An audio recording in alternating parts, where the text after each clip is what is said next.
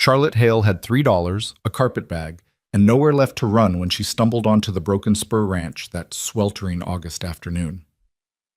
She'd rehearsed her plea 100 times on the Stagecoach West. A job, anything honest. But when the tall cowboy with eyes like flint looked her over and said, "Only if you'll marry me by sunset," she realized the West wasn't salvation. It was a gamble, and the sun was already sinking fast toward the Arizona horizon. Stay with me until the end of this story and comment which city you're watching from so I can see how far this tale has traveled. The dust had barely settled from the stagecoach wheels when Charlotte Hale understood she'd made a terrible mistake. Phoenix wasn't the glittering frontier town the recruiting pamphlets had promised. It was a collection of sun-baked buildings squatting in the desert like tombstones, streets churned to powder by wagon wheels and horse hooves, and everywhere, the suffocating heat that made her Philadelphia corset feel like an iron maiden. She stood on the wooden sidewalk outside the stage depot, carpet bag clutched in both hands, watching the coach that had carried her 2,000 miles disappear in a cloud of ochre dust. Gone. Everything was gone now. Charlotte closed her eyes against the glare and the memory that came with it. Her father's study, the mahogany desk where he'd shot himself, the letter from his business partner revealing the embezzlement that had destroyed the Hale family name. The funeral had been small. The creditors had been ruthless. And Richard Pemberton, her fiancé of 2 years, had sent his regrets via his mother's parlor maid. "We simply cannot associate with scandal, Miss Hale. Surely you understand." She'd understood perfectly. She'd understood that Philadelphia society would rather see her starve in the gutter than soil their gloves helping a fallen woman. So she'd sold everything that wasn't already seized. Her mother's cameo, her grandmother's silver, even her engagement ring, and bought a ticket west with the vague plan of finding work as a teacher or governess. But Phoenix had 3 schools, and all 3 had turned her away that morning. No references, no family, no connections. Just a desperate woman with good penmanship and a story that smelled like trouble. Charlotte opened her eyes and counted the coins in her purse for the 3rd time that hour. $3.47. The boarding house wanted 50 cents a night. Food would cost another $1 a day at least. By her calculation, she had perhaps a week before she'd be sleeping in the street. Think, Charlotte. Think. The newspaper office had no openings. The general store wasn't hiring. The hotel needed chambermaids, but the manager had looked her up and down with eyes that lingered too long on her waist, and she'd walked out before he finished his proposition. She had 6 days of money left, and she was beginning to understand why desperate women made desperate choices. It was the woman at the boarding house, Mrs. Kowalski, a broad-shouldered Polish immigrant with kind eyes, who'd suggested the ranches. "Lots of men out there need help," she'd said, folding Charlotte's good dress with practiced hands. "Cooking, cleaning, bookkeeping sometimes. You got schooling, yeah? Maybe someone needs that. How far are the ranches?" "Some close, some far. Broken Spur's maybe 8 miles north. Widow Henley's place is closer, but I heard she already got 2 girls working." Mrs. Kowalski had paused, studying Charlotte's face. "You running from something, honey? Isn't everyone out here?" The older woman had smiled sadly. "I suppose that's true enough. You want to borrow my husband's map? Roads ain't great, but you can ride, can't you?" Charlotte couldn't ride. She'd never been on a horse in her life, but she'd nodded anyway, because what else could she do? The livery stable charged 50 cents to rent a docile mare for the day, plus another 20 cents deposit. Charlotte handed over the coins and let the stable boy help her into the saddle, praying she wouldn't fall off and break her neck before she found employment. The mare, a patient gray animal named Buttercup, seemed to sense her rider's incompetence and moved with careful deliberation through the outskirts of town and onto the dusty road heading north. The landscape was unlike anything Charlotte had ever seen. Endless stretches of sand and scrub, broken by bizarre cacti that reached toward the cloudless sky like the arms of drowning men. Mountains rose in the distance, purple and hazy in the heat shimmer. Hawks circled overhead, riding thermals she couldn't feel. The sun hammered down with physical force, and within 20 minutes her blouse was soaked through with sweat. She passed 2 ranches on the way. The first, Widow Henley's, was indeed fully staffed, according to the suspicious foreman who met her at the gate. The second didn't even let her dismount before shouting that they needed ranch hands, not city girls playing dress-up. By the time Charlotte spotted the wooden sign reading Broken Spur Ranch dangling from a weathered post, she was sunburned, thirsty, and fighting tears of exhaustion. The road curved past a grove of cottonwood trees, and suddenly there it was, a sprawling collection of buildings arranged around a central yard. The main house was adobe and timber, 2 stories with a wraparound porch. Behind it stood a large barn, several outbuildings, corrals with horses, and in the distance she could see cattle grazing on brown grass. Charlotte urged Buttercup forward, her heart hammering. This was her 5th attempt. She had to make this work. 3 men were working in the yard, 2 mending a fence, 1 carrying water buckets toward the barn. They all stopped to stare as she approached. Charlotte straightened her spine and tried to look competent rather than desperate, which was difficult when your hair had escaped its pins and your dress looked like you'd worn it through a sandstorm. "Help you, miss?" The man with the water buckets set them down, wiping his hands on his pants. He was young, maybe 20, with sun-weathered skin and curious eyes. "I'm looking for the owner," Charlotte said, pleased that her voice didn't shake. "I'm seeking employment." The 2 men by the fence exchanged glances. The young man grinned.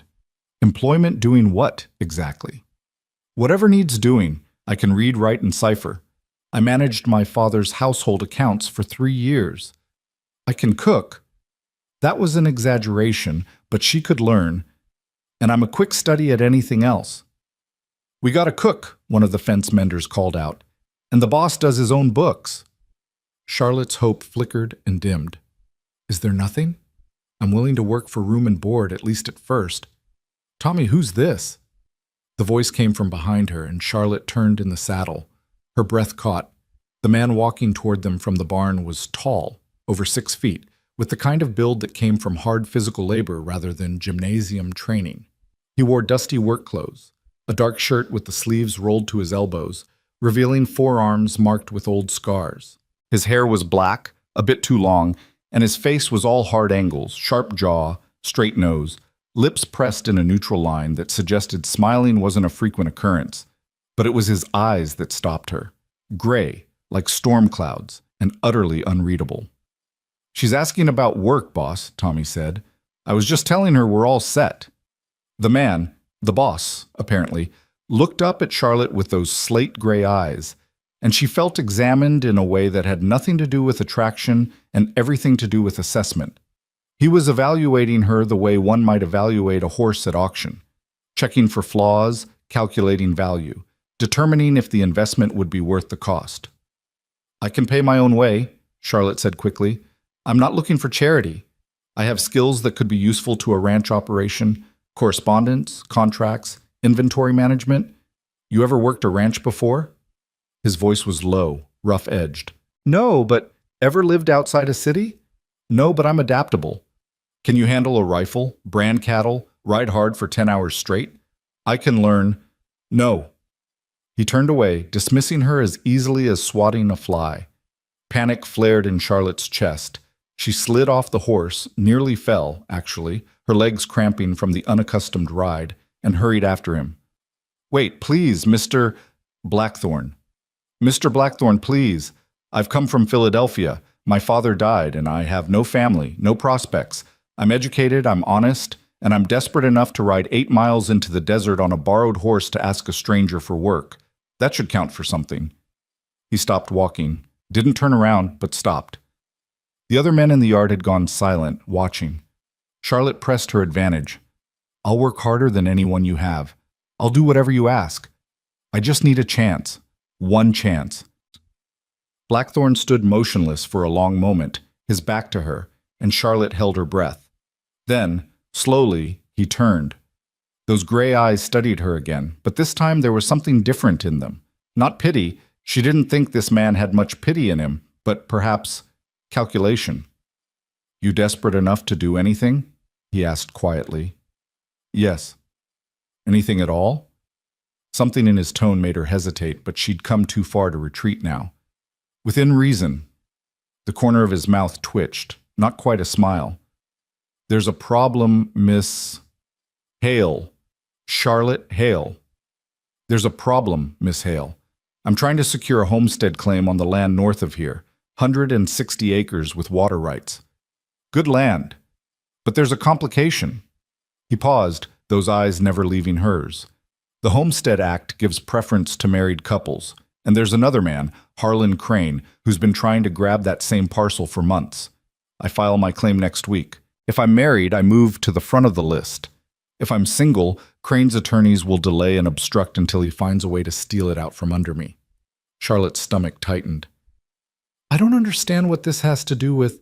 I need a wife, Miss Hale, by next Friday. That gives me 8 days. The world seemed to tilt sideways. You're proposing marriage to me, a complete stranger. A business arrangement, Blackthorne corrected. You need work and a place to stay. I need a legal spouse to secure my land claim. We marry, I file the paperwork, and you have employment for as long as you want it. Room, board, fair wages. When the claim is approved, or if you decide to leave, I'll arrange for a divorce or annulment. No harm, no scandal. You'll have references and enough money to start fresh wherever you choose. Charlotte stared at him, certain she'd misheard. You want me to marry you for a land claim? I want to offer you a contract. Marriage is just the legal framework. He crossed his arms, waiting. But I need an answer by sunset. If you say no, I'll ride into Phoenix tonight and find someone else. If you say yes, we go to the courthouse tomorrow and make it official. That's insane. That's the West, Miss Hale. People do what they must to survive. You said you were desperate enough to do anything. I meant work. Actual employment. This is employment. You'd be managing the household, helping with the books, representing the ranch at social occasions when needed. The only difference is a piece of paper that says we're married. He glanced at the sun, sinking toward the mountains. You have until sunset. That's about 3 hours. Charlotte's mind reeled. This was madness. This was $3.47, 5 days until you're on the street. Why me? She managed. You don't know anything about me? I know you're educated. I know you're desperate enough to be honest about it. And I know you rode 8 miles alone to ask a stranger for work, which means you've got more grit than most.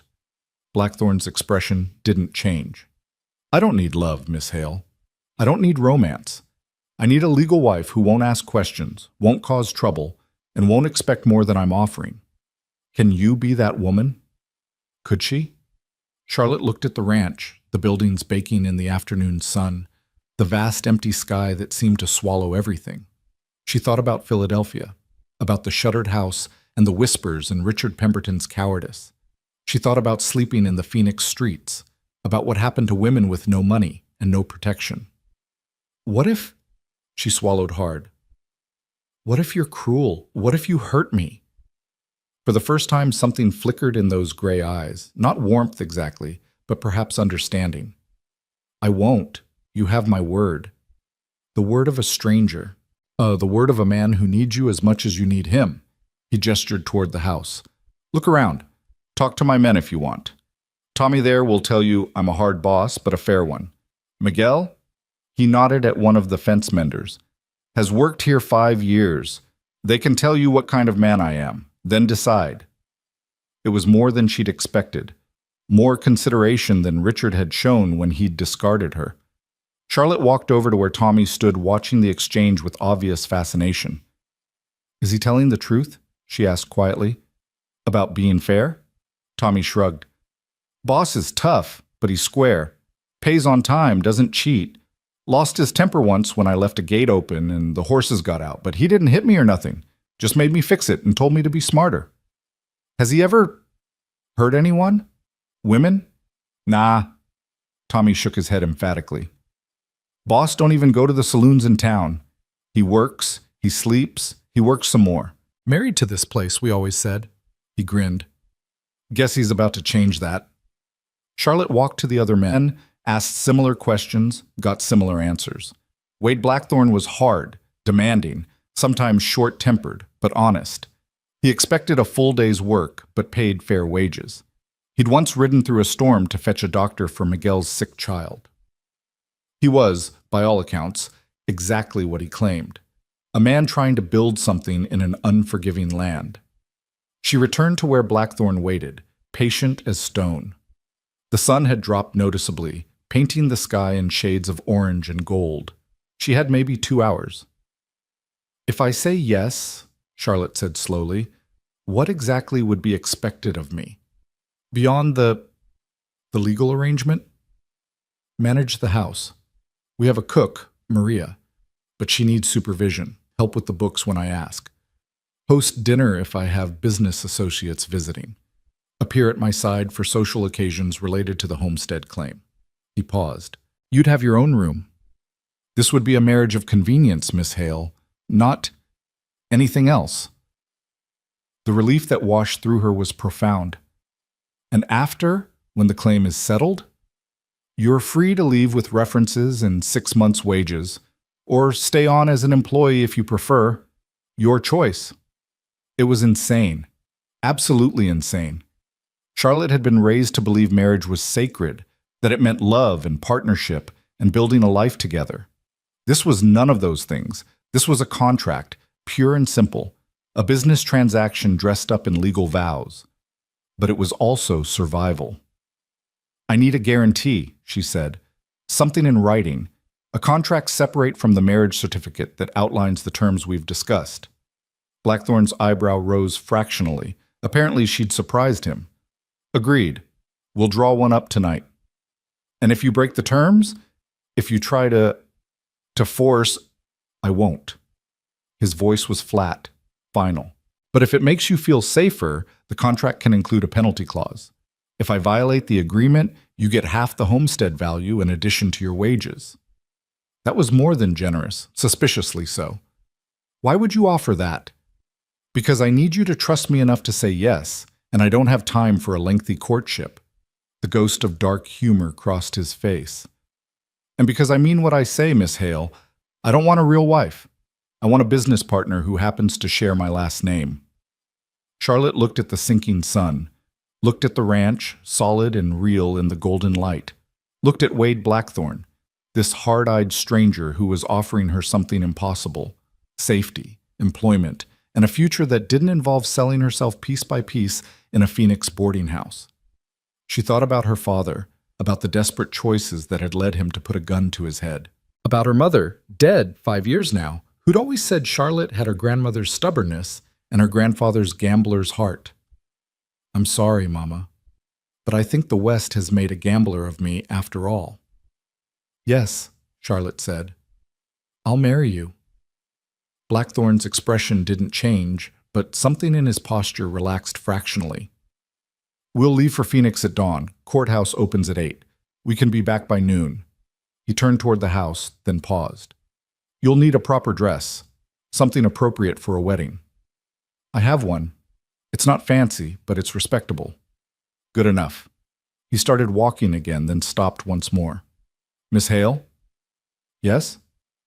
"You made the right choice." Charlotte watched him disappear into the house and tried to believe him. She'd just agreed to marry a man whose first name she'd only learned 10 minutes ago. A man who looked at her with eyes like winter sky and spoke of marriage the way other men spoke of buying livestock. But as the sun continued its descent and Tommy showed her to a small room in the ranch house where she could spend the night, Charlotte realized something strange. She wasn't afraid. Terrified of her decision, yes. Uncertain about the future, absolutely. But not afraid of Wade Blackthorn himself.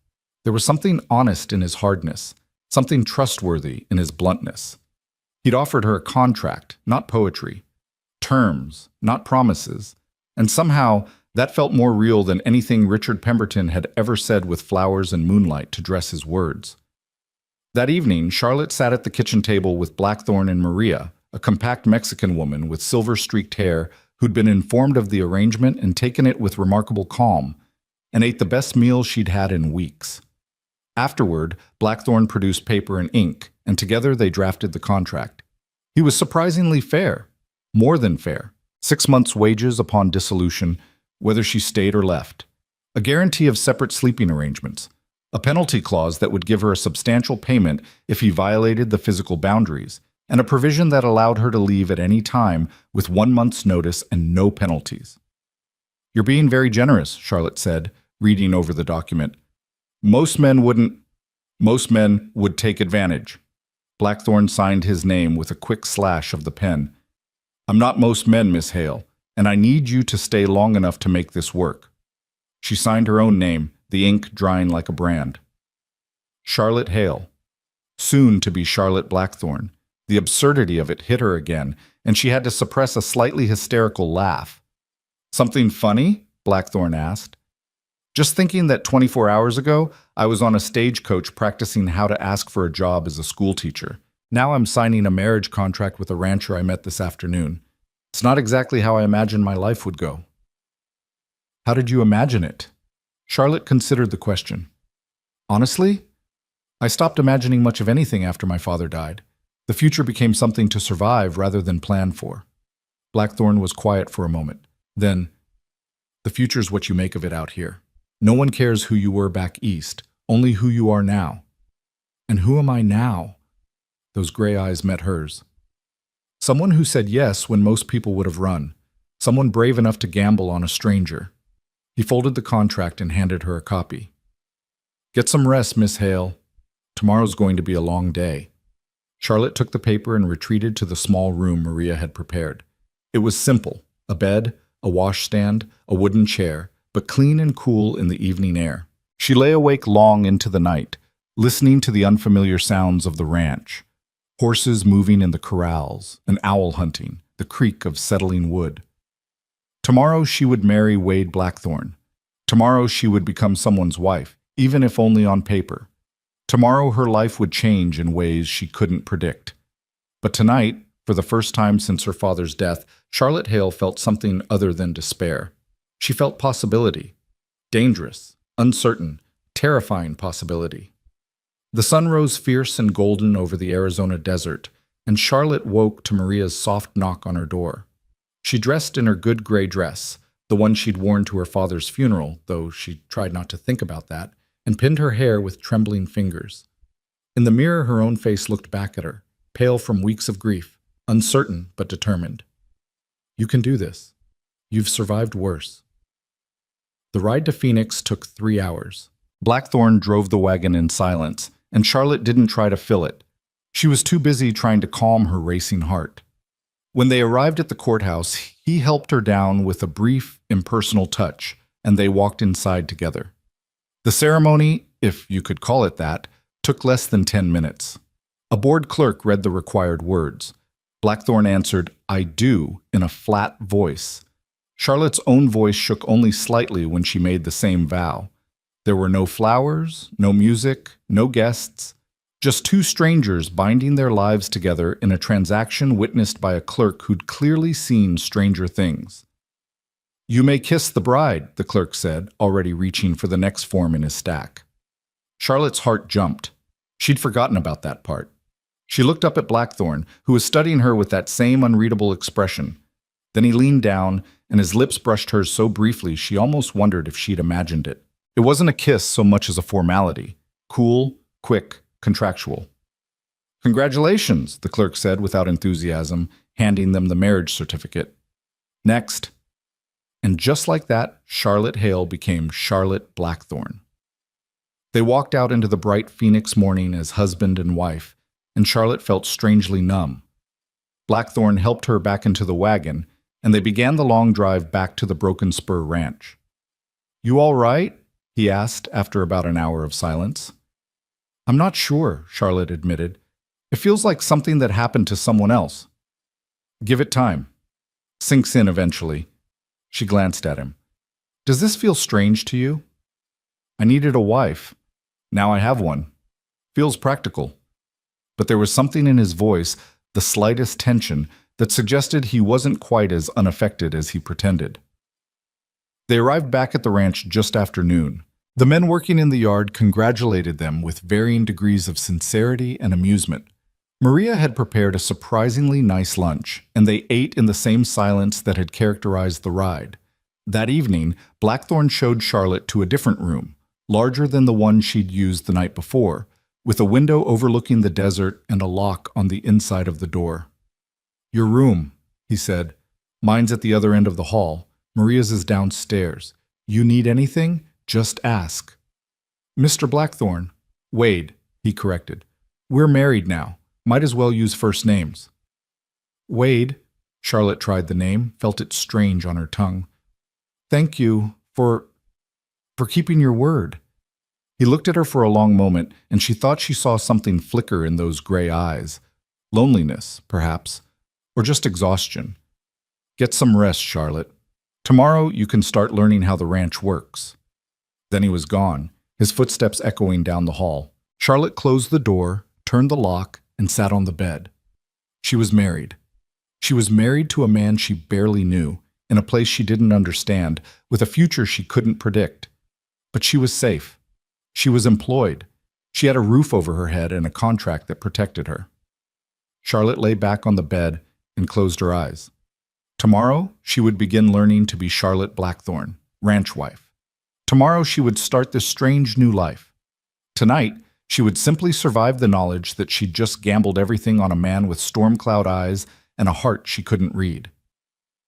The sun set over the Broken Spur Ranch, painting the sky in shades of crimson and gold, and Charlotte fell asleep to the sound of coyotes singing in the distance, wondering what she'd truly married into, and whether Wade Blackthorne's word would prove as solid as the Arizona bedrock or as shifting as desert sand. Charlotte woke to darkness and the sound of someone moving in the house below. For a disorienting moment, she forgot where she was, then it all came rushing back. The ranch. The wedding. Wade Blackthorne, her husband in name only, somewhere in this unfamiliar house. She lay still, listening. Footsteps crossed the floor downstairs, then the creak of the front door opening and closing. Through her window, she could see the faint gray light of pre-dawn. Someone was starting their day, and Charlotte realized with a jolt that she should probably be doing the same. She dressed quickly in the dim light, choosing the plainest of her 3 dresses, a brown calico that had seen better days but would serve for work. Her hands shook slightly as she pinned her hair, and she paused to study her reflection in the small mirror. The same face as yesterday, but somehow different. Married. She was a married woman now, though she'd spent her wedding night alone, listening to the house settle around her like the bones of some sleeping creature. The kitchen was empty when she arrived, but a fire already burned in the stove and the smell of coffee filled the air. Charlotte poured herself a cup, grateful for something to do with her hands, and was taking her first sip when Maria bustled in through the back door carrying a basket of eggs. "Ah, you're awake. Good." The older woman set the basket on the counter and began pulling out pans. "Wade left an hour ago. He and the men are moving cattle to the north pasture. Won't be back until tonight." Charlotte felt an unexpected mixture of relief and disappointment. "Should I have been up earlier to make breakfast?" Maria laughed, a warm sound that eased some of Charlotte's tension. "Mija, the men eat before dawn. Wade would have been gone before you even opened your eyes. Besides, that's my job.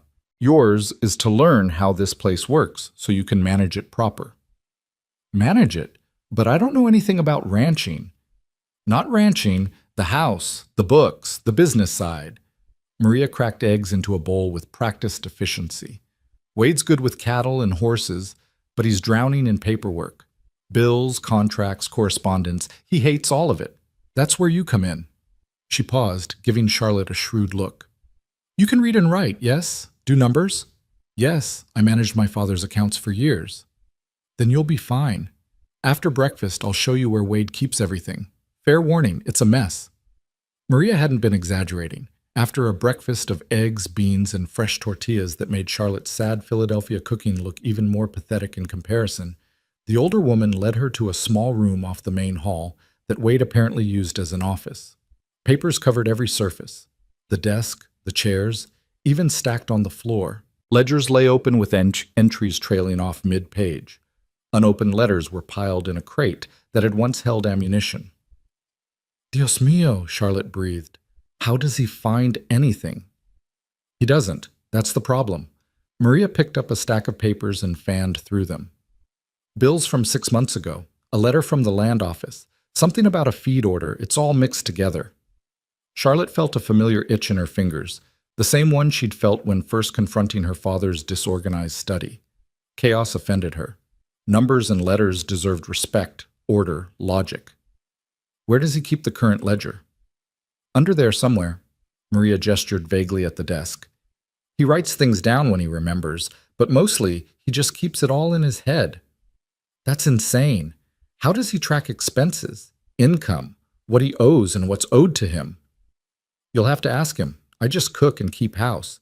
Numbers make my head hurt.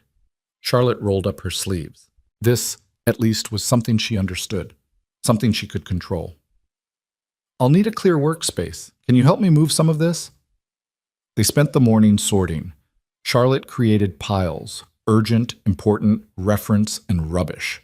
The rubbish pile grew alarmingly large: duplicate receipts, outdated price lists, advertisements for equipment Wade had clearly never intended to buy. Beneath the chaos, she found 3 ledgers, all in Wade's cramped handwriting, with entries that jumped from January to April to November with no apparent logic.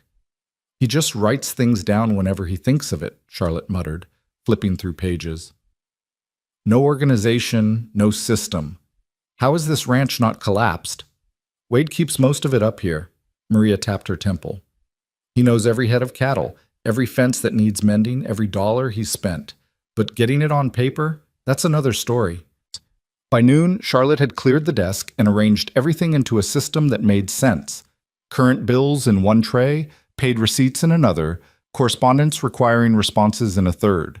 She'd found a clean ledger in the bottom drawer and had begun transferring Wade's scattered entries into a proper accounting system, with columns for date, description, amount, and running balance. The numbers told a story. The Broken Spur was profitable, but barely. Wade was living month to month, taking every penny of income and pouring it back into the ranch.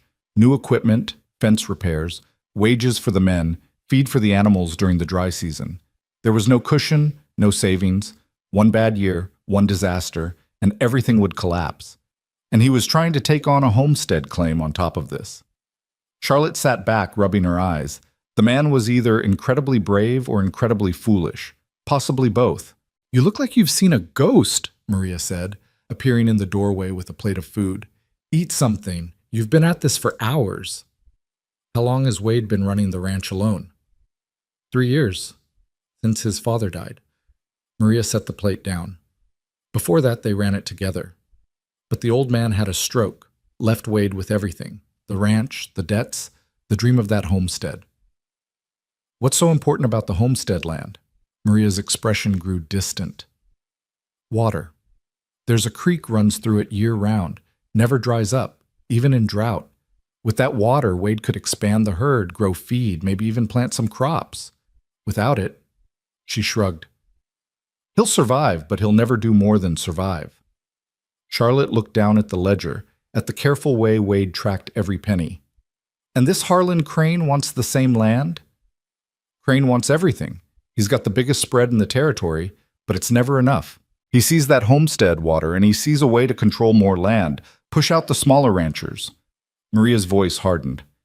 He's been after the Broken Spur for years, made Wade's father a dozen offers, each one lower than the last.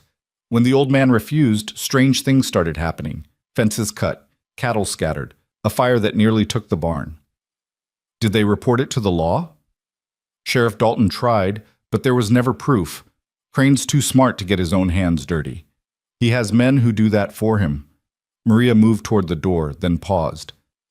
That's why Wade needed a wife so fast, mija. Crane's already filed for that homestead. If Wade doesn't file as a married man, Crane's attorneys will tie everything up in court until the land goes to whoever has deeper pockets, and that ain't Wade. After Maria left, Charlotte sat in the quiet office, looking at the stacks of now organized papers. She'd agreed to this arrangement for survival, for employment, for a roof over her head. But she was beginning to understand that Wade hadn't just bought himself a legal wife. He'd gambled everything on a stranger's ability to help him save not just the land, but his entire future. The weight of that responsibility settled over her like a physical thing. That evening, Charlotte was transferring the last of the disorganized entries into the new ledger when she heard horses in the yard. Voices, low and tired, the sound of men who'd worked hard all day in the brutal sun. She resisted the urge to go to the window, keeping her eyes on the numbers instead. 15 minutes later, Wade appeared in the office doorway. He looked exhausted. Dust coated every inch of him. His shirt was dark with sweat, and there was a streak of something, mud or possibly blood, across his jaw. but those gray eyes were alert as they swept over the transformed room. "What did you do?" he asked. Charlotte set down her pen. "Organized. Everything's sorted by type and date. Bills that need paying are in the red tray. Correspondence requiring responses in the blue. I started a new ledger with proper columns and transferred your entries from the last year. You had things written on scraps of paper, backs of envelopes. I put it all in one place." Wade stepped into the room, picking up the current ledger and flipping through it. His eyebrows rose fractionally. "This is detailed." "That's how accounting works. You need to be able to track everything or you won't know where you stand." Charlotte hesitated. "I hope I didn't overstep. You did say I was to help with the books."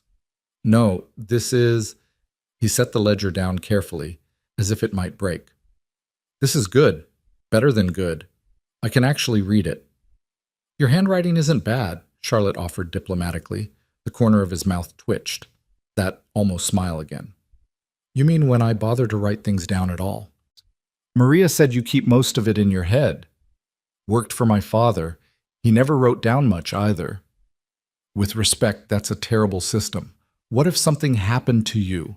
No one would know what the ranch owes or is owed. The whole operation would fall apart." Charlotte caught herself. "I'm sorry, that was presumptuous." "It was honest." Wade pulled off his gloves, studying her with that measuring look. "You're not what I expected." "What did you expect?" "Someone more fragile, I suppose. Someone who'd fall apart at a little hard work." He gestured at the organized office. "This took all day, didn't it?" "Most of it, but I enjoyed it. Numbers make sense to me. They follow rules. Unlike people." Charlotte met his eyes. Unlike people. Something passed between them in that moment. Not warmth exactly, but a kind of recognition. They were both people who preferred order to chaos, logic to emotion, contracts to promises. In some strange way, they understood each other. "I'm going to clean up," Wade said finally. "We eat at 6. After dinner, I'll show you the correspondence that needs responses. Some of it's related to the homestead filing." "All right." He started to leave, then turned back. "Charlotte, thank you for this." He indicated the office with a small gesture. "It helps." Then he was gone, his boots echoing on the wooden floors. Charlotte sat alone in the orderly office and felt something shift inside her chest. It wasn't attraction. She barely knew the man. But it was something. Respect, perhaps. Or the beginning of partnership. She'd married him for survival, but maybe, just maybe, she could actually help him with this impossible dream of his. Dinner was a more social affair than Charlotte had expected. Wade's ranch hands, Tommy, Miguel, and 3 others whose names she struggled to remember, ate at a long table in the kitchen, trading stories and jokes while Maria kept everyone's plates full. Charlotte sat at Wade's right hand, feeling awkward and out of place, but no one seemed to expect her to contribute much. They were curious, asking polite questions about Philadelphia and her journey west, but accepting her vague answers without pressing. "Boss says you're a genius with numbers," Tommy said through a mouthful of beef. "Made his office look like something civilized people might use." "I just organized what was already there," Charlotte demurred. "Yeah, but he's been saying he'd organize it for 2 years. Miguel grinned. "We figured he'd die of old age before it happened." Wade gave him a flat look. "I've been busy keeping this ranch running. Some of us don't have time to worry about whether bills are stacked pretty." "No, you just lose them under piles of other bills," one of the other men, Jake, Charlotte thought, said with a laugh. "Remember when you paid Wilson twice because you couldn't find the first receipt?" "That was one time." "Twice," Miguel corrected. "You did it with the feed store, too." Charlotte hid a smile behind her coffee cup as Wade's jaw tightened. He didn't like being teased, but he tolerated it from his men with the air of someone who'd learned that some battles weren't worth fighting. After dinner, the hands dispersed to the bunkhouse while Charlotte helped Maria with the dishes despite the older woman's protests. Then Wade led her back to the office, now lit by oil lamps that cast dancing shadows on the walls. He pulled out a folder of letters. "These are from the land office. They want documentation of our situation." "Documentation?" "Proof of marriage, proof that we're establishing a household on the claim. They want to see that we're serious, Not just paper filing to beat the system. Charlotte took the letters, reading through them carefully. The bureaucratic language was dense, but the message was clear. The land office had received multiple claims for the same parcel, and they intended to investigate each one thoroughly before making a decision. They would be sending an inspector within the next few months.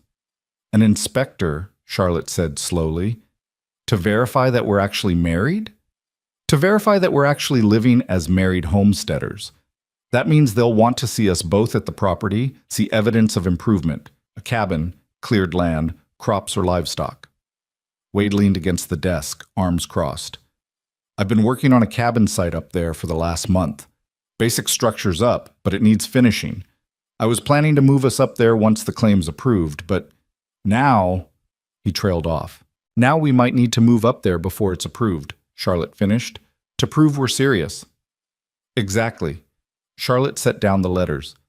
How long would we need to stay there? Depends on when the inspector comes. Could be a month, could be 3. And the ranch? Who would manage it?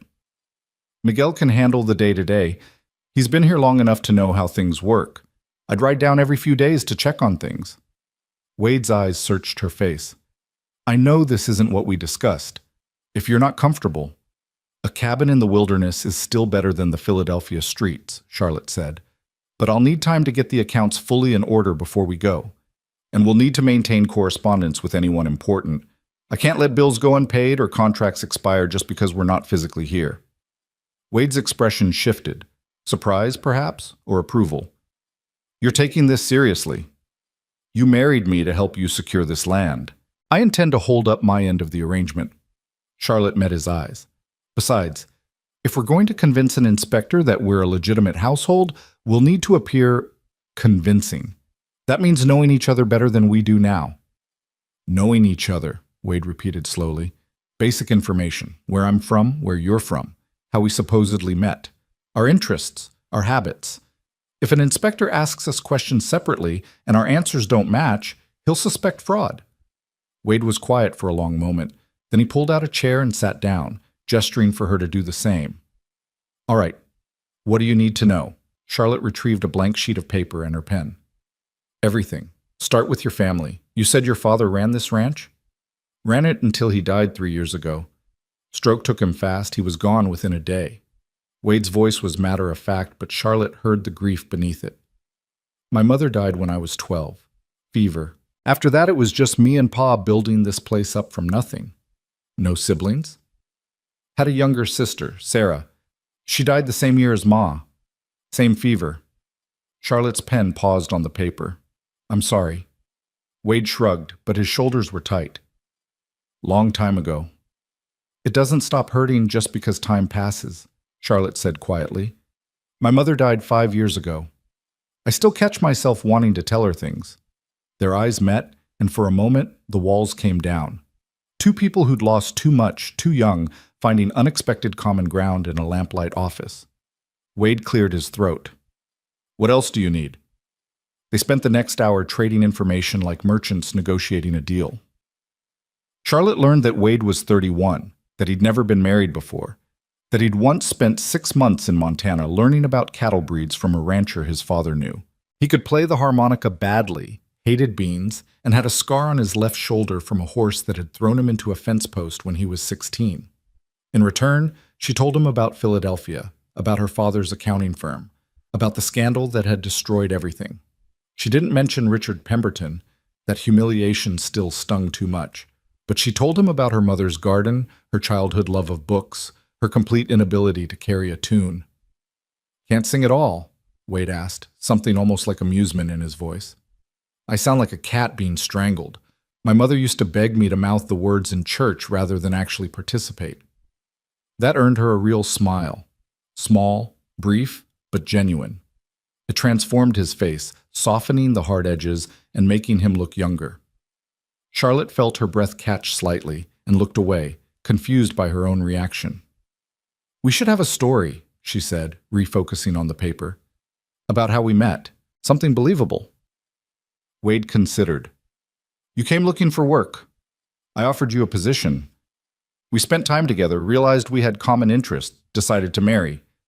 It's mostly true, except for the part where we fell in love. Do we need that part? Charlotte tapped her pen against the paper. Most people marry for love. If we claim a purely practical arrangement, it might raise suspicions. So we lie. We embellish, Charlotte corrected. We say that we found companionship despite our initial practical arrangement, that we discovered we suited each other. That's not entirely false. Wade's gray eyes fixed on her. We've been married one day, Charlotte.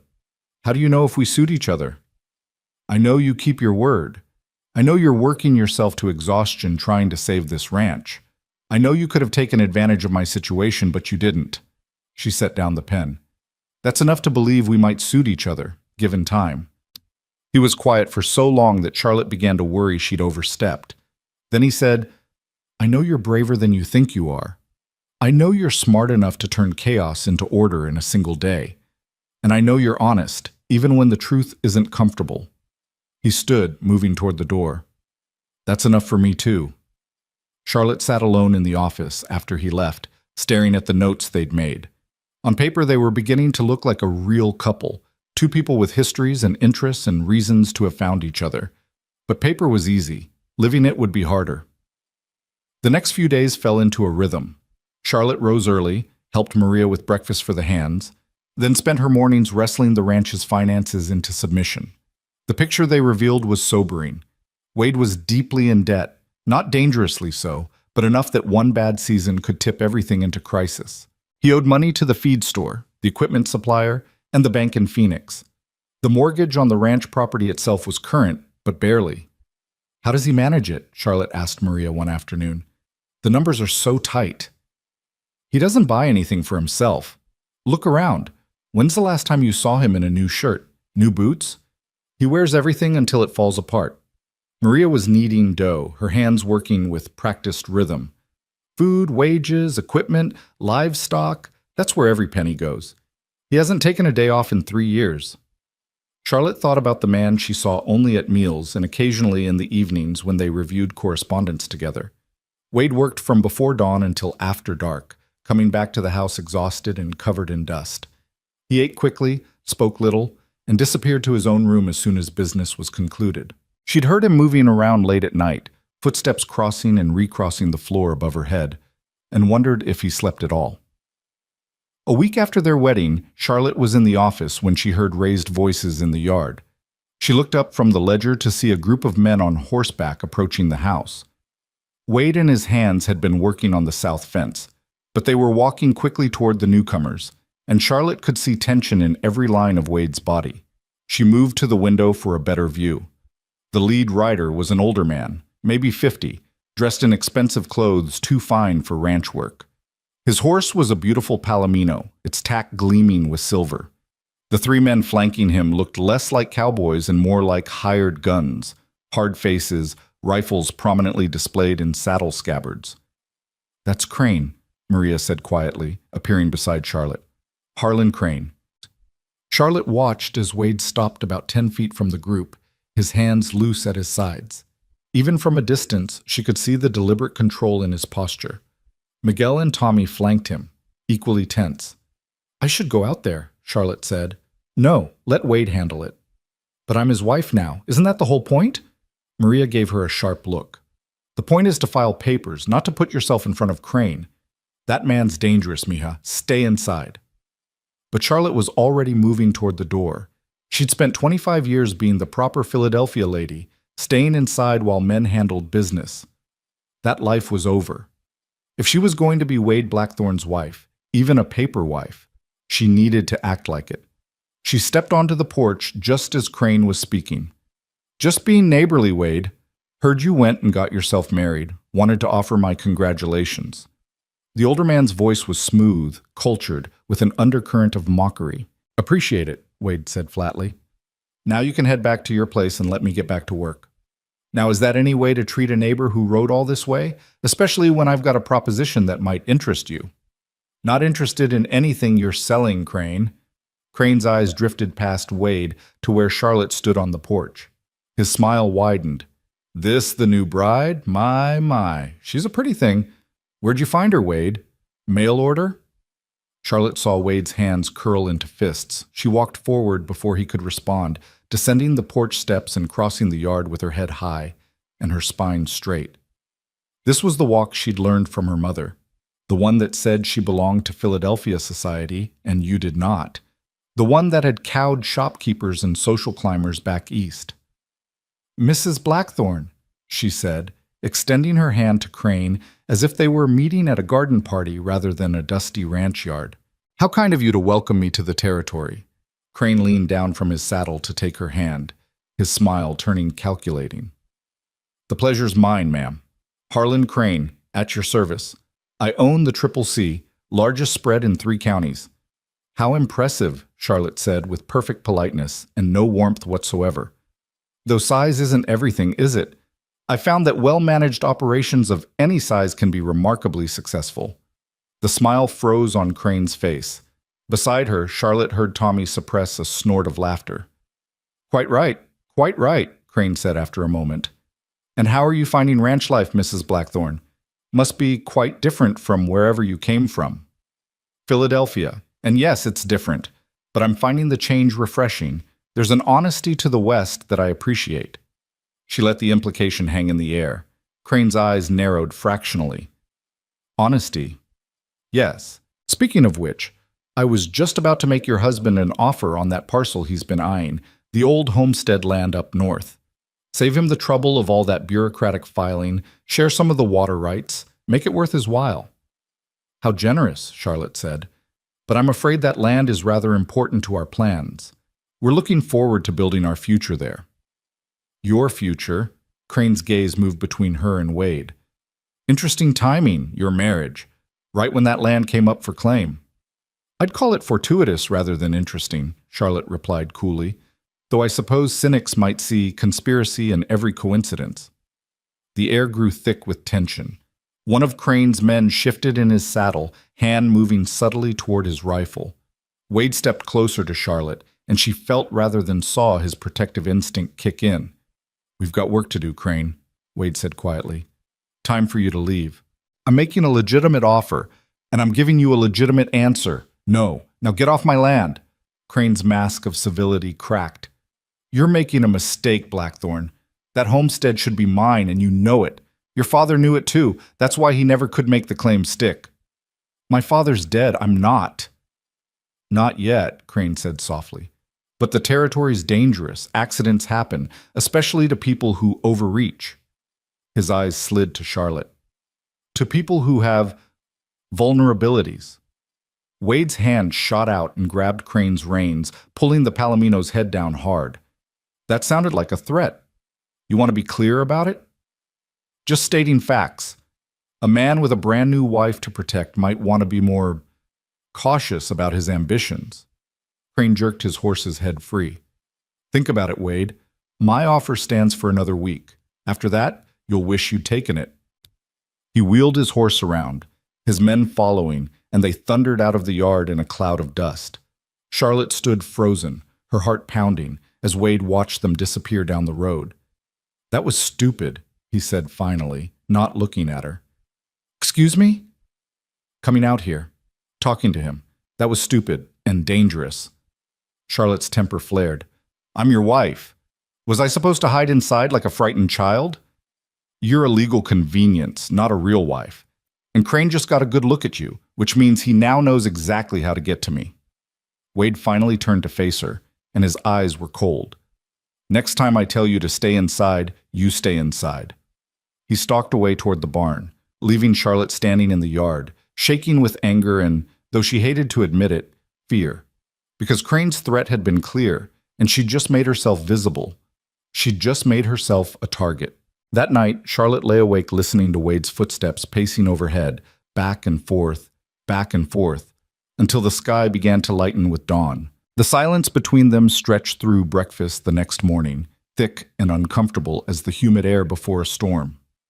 Wade sat at the far end of the table, methodically working through Maria's biscuits and gravy while studiously avoiding Charlotte's gaze. She matched his silence with her own, pride keeping her spine straight and her eyes on her plate even though anger still simmered in her chest. Tommy and Miguel exchanged glances, but wisely kept their mouths shut. Even Maria seemed subdued, refilling coffee cups without her usual cheerful commentary. It was Jake who finally broke the tension, clearing his throat awkwardly. "Boss, you want us to start on the north fence line today, or—" "The cabin," Wade interrupted, his voice rough from lack of sleep. "We're moving up the timeline.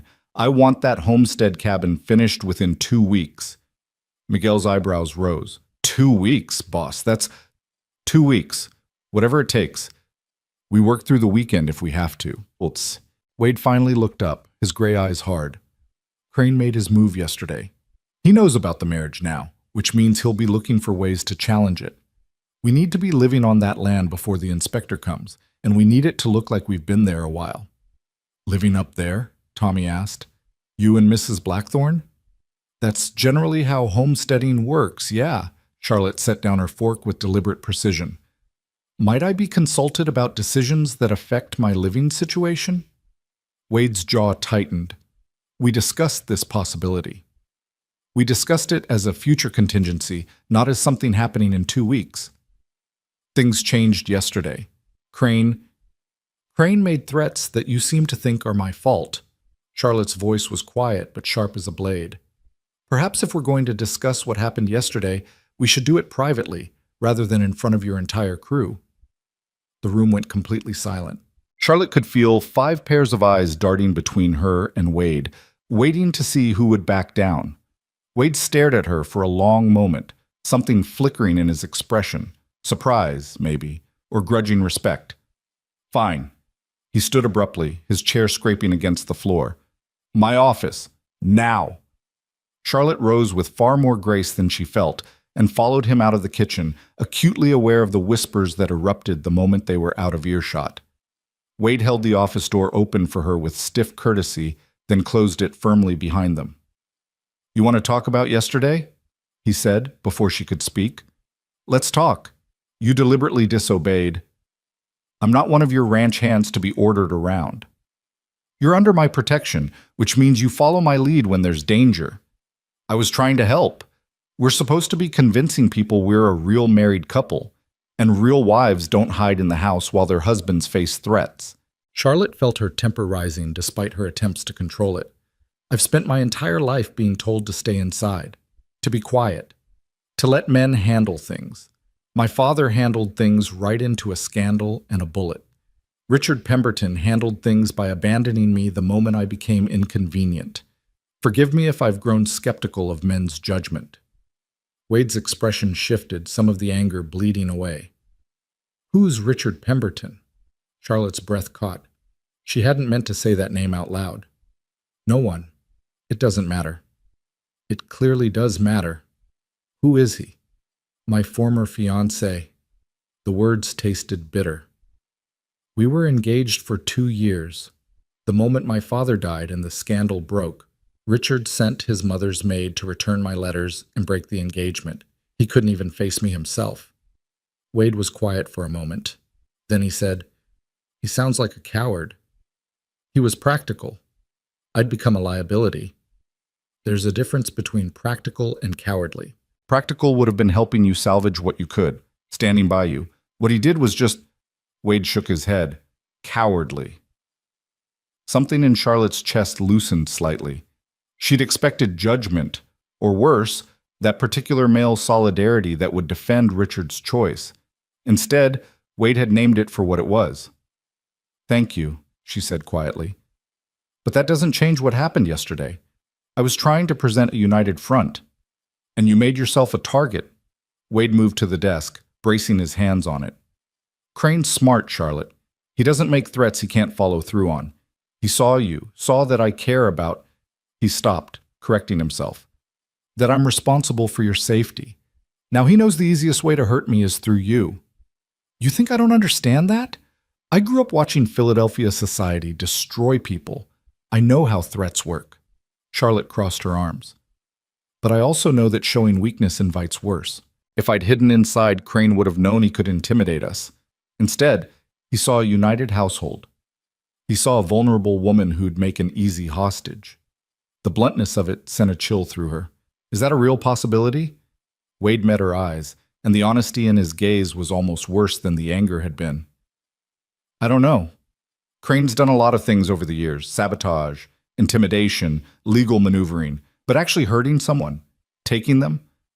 I don't think he'd go that far, but I'm not certain. Charlotte sank into one of the chairs, suddenly exhausted. So what do we do? We move fast, get to the homestead, establish visible residency, make it harder for him to challenge the claim. And you... He hesitated, then continued more gently. You stay close. No more riding into town alone. No more confronting dangerous men in the yard. I can't live in a cage, Wade. I'm not asking you to. I'm asking you to be smart.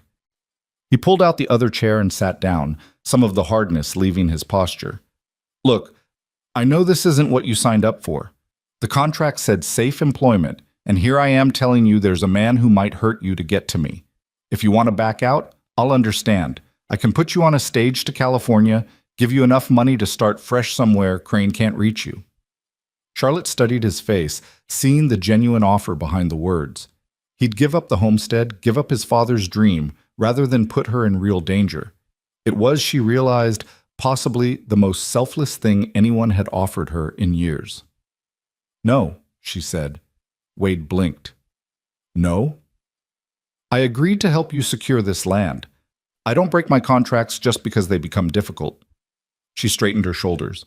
Besides, you're not the only one with something to prove. Everyone back in Philadelphia wrote me off as a ruined woman, a scandal, a burden. I'd like to prove them wrong by actually building something worthwhile. A smile ghosted across Wade's face. A real one this time, not just the twitch of his lips. You're either very brave or very stubborn. Can't I be both? I suppose you can. He stood, offering his hand. Partners, then? Real partners, not just paper ones? Charlotte took his hand, feeling the calluses and strength in his grip. Partners, but that means you actually consult me before making decisions that affect us both. Fair enough. And you ask before walking into dangerous situations. I'll consider it, Charlotte said, which made Wade's smile widen slightly. I'll take what I can get. The next 2 weeks transformed into a blur of frantic activity. Wade and the men worked on the homestead cabin from dawn until dark, while Charlotte managed the ranch accounts and began preparing for the move. Maria helped her inventory what they'd need: bedding, cooking supplies, tools, food stores, and together they packed everything into crates and trunks. You'll need warmer clothes, Maria said, eyeing Charlotte's limited wardrobe. Gets cold up in the high country at night, even in summer. Charlotte looked at her 3 dresses, already worn thin from use, and tried not to feel overwhelmed. I don't have money for new clothes. Don't need new. I got some things from when I was younger, before I got so round. Maria disappeared into her room and returned with an armful of practical cotton dresses, a warm shawl, and a pair of sturdy boots. These'll fit you better than those city shoes you've been wearing. Maria, I can't take your things. You're not taking, I'm giving. What am I going to do with them, They just sit in my trunk getting moth-eaten. The older woman pressed them into Charlotte's arms. Besides, you're family now. That's what family does. Family. The word hit Charlotte harder than she'd expected. She'd lost her family, her real family, and hadn't expected to find even the shadow of one in this strange arrangement. But Maria's kindness, the casual way the ranch hands had started including her in their jokes, even Wade's gruff protectiveness, it was beginning to feel like something. On the 3rd day, Wade brought her up to see the cabin. They rode together, Charlotte on gentle Buttercup, Wade on his big sorrel gelding, following a narrow trail that climbed into the hills north of the ranch. The landscape changed as they ascended, the scrubby desert giving way to stands of pine and juniper. The air grew cooler, sweeter, and Charlotte could hear water running somewhere nearby. That's North Creek, Wade said, pointing toward the sound. Runs year-round, never freezes completely even in winter. That's the whole reason this land's valuable. They emerged into a clearing, and Charlotte caught her breath. The cabin stood at the edge of a meadow, backed by pine trees with the creek running along the eastern border. The structure was simple, maybe 20 feet by 20 feet, built from logs chinked with mud, but solid. A stone chimney rose from one end, and the roof looked newly shingled. Windows had been cut on 3 sides. real glass windows that must have cost Wade a fortune. "It's beautiful," Charlotte said, and meant it. Wade dismounted and helped her down, a courtesy he'd started extending without comment, then led her inside. The interior was a single large room with a sleeping loft built into the rafters. An iron stove occupied one corner, a rough table and chairs another. The floor was packed earth for now, but Wade pointed to stacks of lumber against one wall. "Planning to put in a real floor next month, and I'll build a proper bed frame. For now, it's pretty basic." Charlotte walked to the window, looking out at the meadow where wildflowers bobbed in the breeze. "It's more than basic. It's a home." "It will be. Eventually." Wade moved to stand beside her, his voice softer than usual. "My father used to bring me up here when I was a kid, before Crane's father owned all the surrounding land, before the water rights got complicated. Pa would point to this spot and say, 'Someday, son, someday, this'll be ours.' He'd be proud of you," Charlotte said, "fighting this hard to make it happen." Wade was quiet for a long moment. Then he said, "I hope so, though he'd probably tell me I'm doing it the hard way." "Is there an easy way?" "Probably not, but he'd say it anyway." They stood together in the quiet cabin, and Charlotte felt something shift between them.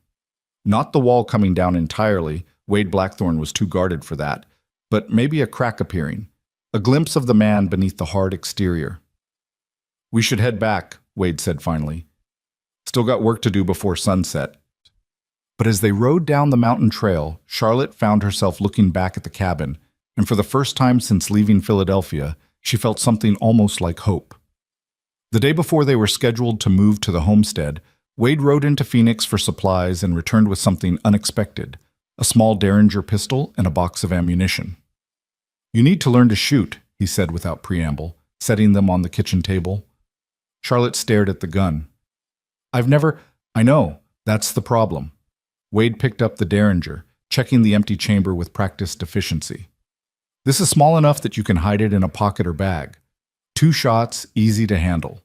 I want you carrying it whenever I'm not around." "You really think it'll come to that?" "I think hope for the best, prepare for the worst. Come on, we've got an hour before dark." He led her out past the barn to a flat area where he'd set up bottles on fence posts. For the next hour, he taught her the basics: how to load, how to aim, how to account for the kick. Charlotte's first 3 shots went wide, making Tommy and Miguel laugh from where they watched by the barn. But her 4th shot shattered a bottle, and her 5th did the same.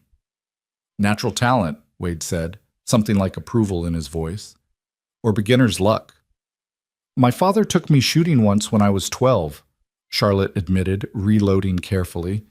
"Just the once, before my mother found out and put a stop to it. But I remember liking it, the focus it required." "Well, that focus might save your life someday. Keep practicing."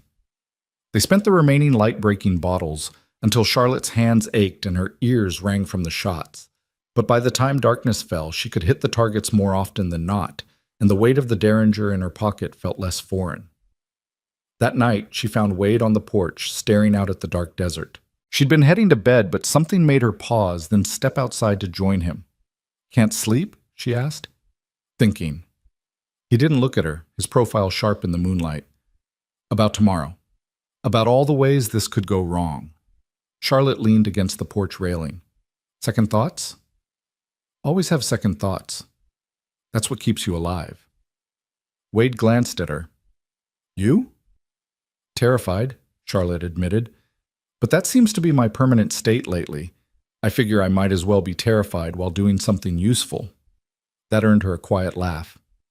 "That's a hell of a life philosophy." "It's gotten me this far." They stood in companionable silence, listening to the night sounds, coyotes yipping in the distance, an owl calling, the soft movement of horses in the corral. Charlotte found herself studying Wade's profile, wondering what he was thinking behind those careful gray eyes. He was still largely a mystery to her, this man she'd married. She knew the facts of his life, knew he worked hard and kept his word, but the actual person underneath? That remained locked away. "Can I ask you something?" she said. "Depends on the question." "The fire Maria mentioned, the one that nearly destroyed your father's first homestead attempt. What really happened?" Wade's jaw tightened. Why does it matter? Because Crane mentioned it too. Said your father could never make the claim stick. I need to know what we're really up against. For a long moment, Charlotte thought he wouldn't answer. Then Wade sighed, a sound full of old grief and older anger. I was 8 years old. Pa had just started building on that same land, the property where our cabin stands now. He'd gotten preliminary approval, was waiting for the final claim to be processed. We were living in a tent while he built. Wade's voice went distant, remembering. One night, fire broke out. Spread fast, faster than any natural fire should have. Pa got me and Ma and Sarah out, but everything else burned. The tent, the supplies, the lumber for the house. Everything. And your father thought it was deliberate. He knew it was deliberate. Found traces of accelerant the next morning, but there was no proof, no witnesses. Crane's father, Harlan's old man, owned the land office magistrate. Investigation went nowhere. Wade's hands gripped the railing.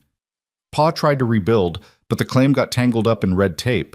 Requirements kept changing. Deadlines got moved up. Every time he met one condition, they'd add another. Finally, he had to abandon it or lose the ranch trying to fight. And now you're trying again. Now I'm trying again, and Crane's using the same playbook his father did. Legal challenges, delays, and if that doesn't work, Wade's voice hardened. He'll escalate. That's why we need to be up there, visible, established. Make it harder for him to pull the same tricks. Charlotte absorbed this, understanding now the weight Wade carried. This wasn't just about land or water rights. It was about finishing what his father started, about justice delayed for over 20 years. I won't let him burn you out again, she said quietly. Wade looked at her, surprise flickering across his face. That's not your fight. I'm your wife, Wade. Even if it's just on paper, that makes it my fight too. Charlotte met his eyes. Besides, I'm getting tired of men like Crane thinking they can take whatever they want just because they have money and power. Maybe it's time someone stood up to him. Something shifted in Wade's expression, the walls cracking a bit more. You really are stubborn, aren't they? Told you I was. Yeah, you did. He turned back to the darkness, but Charlotte thought she saw the ghost of a smile. Get some sleep, Charlotte. Tomorrow we start building something worth fighting for. Charlotte went to bed that night with the weight of the Derringer under her pillow, and Wade's words echoing in her mind. Something worth fighting for. She'd come west looking for survival, but maybe, just maybe, she'd found something more. The move to the homestead took 2 full days. They loaded the wagon with supplies, furniture, and everything Charlotte had determined essential for at least 3 months of isolated living. Maria packed enough food to feed a small army, fretting over whether they'd have enough coffee, enough flour, enough dried meat. We can always ride down for more supplies, Wade reminded her for the 3rd time. You'll be busy. Charlotte can't do everything. Better to be prepared. Maria tucked another jar of preserves into the crate. And you take care of her, Wade Blackthorne. She's a good girl, even if you married her for all the wrong reasons. Yes, ma'am, Wade said meekly, which made Charlotte hide a smile. They left the broken spur in Miguel's capable hands, with Tommy assigned to ride up weekly with messages and check if they needed anything. The journey to the homestead was slow, the wagon heavy, the trail rough, but Charlotte didn't mind. She rode Buttercup alongside the wagon, watching the landscape change as they climbed, feeling strangely like she was leaving one life behind and riding toward another. When they finally arrived at the cabin in the late afternoon sun, Wade began unloading with efficient precision while Charlotte explored her new home more thoroughly. The sleeping loft would be hers, Wade insisted, more privacy, warmer in winter. He'd sleep on a bedroll on the main floor until he could build a proper partition. We need to look married, not be married, he'd said firmly, and Charlotte had been grateful for the distinction. They worked until after dark, arranging furniture and unpacking supplies by lamplight. Maria had sent up curtains for the windows, and Charlotte hung them carefully, transforming the rough cabin into something more homelike. A rag rug went beside the stove. Dishes were arranged on shelves Wade had built into the walls.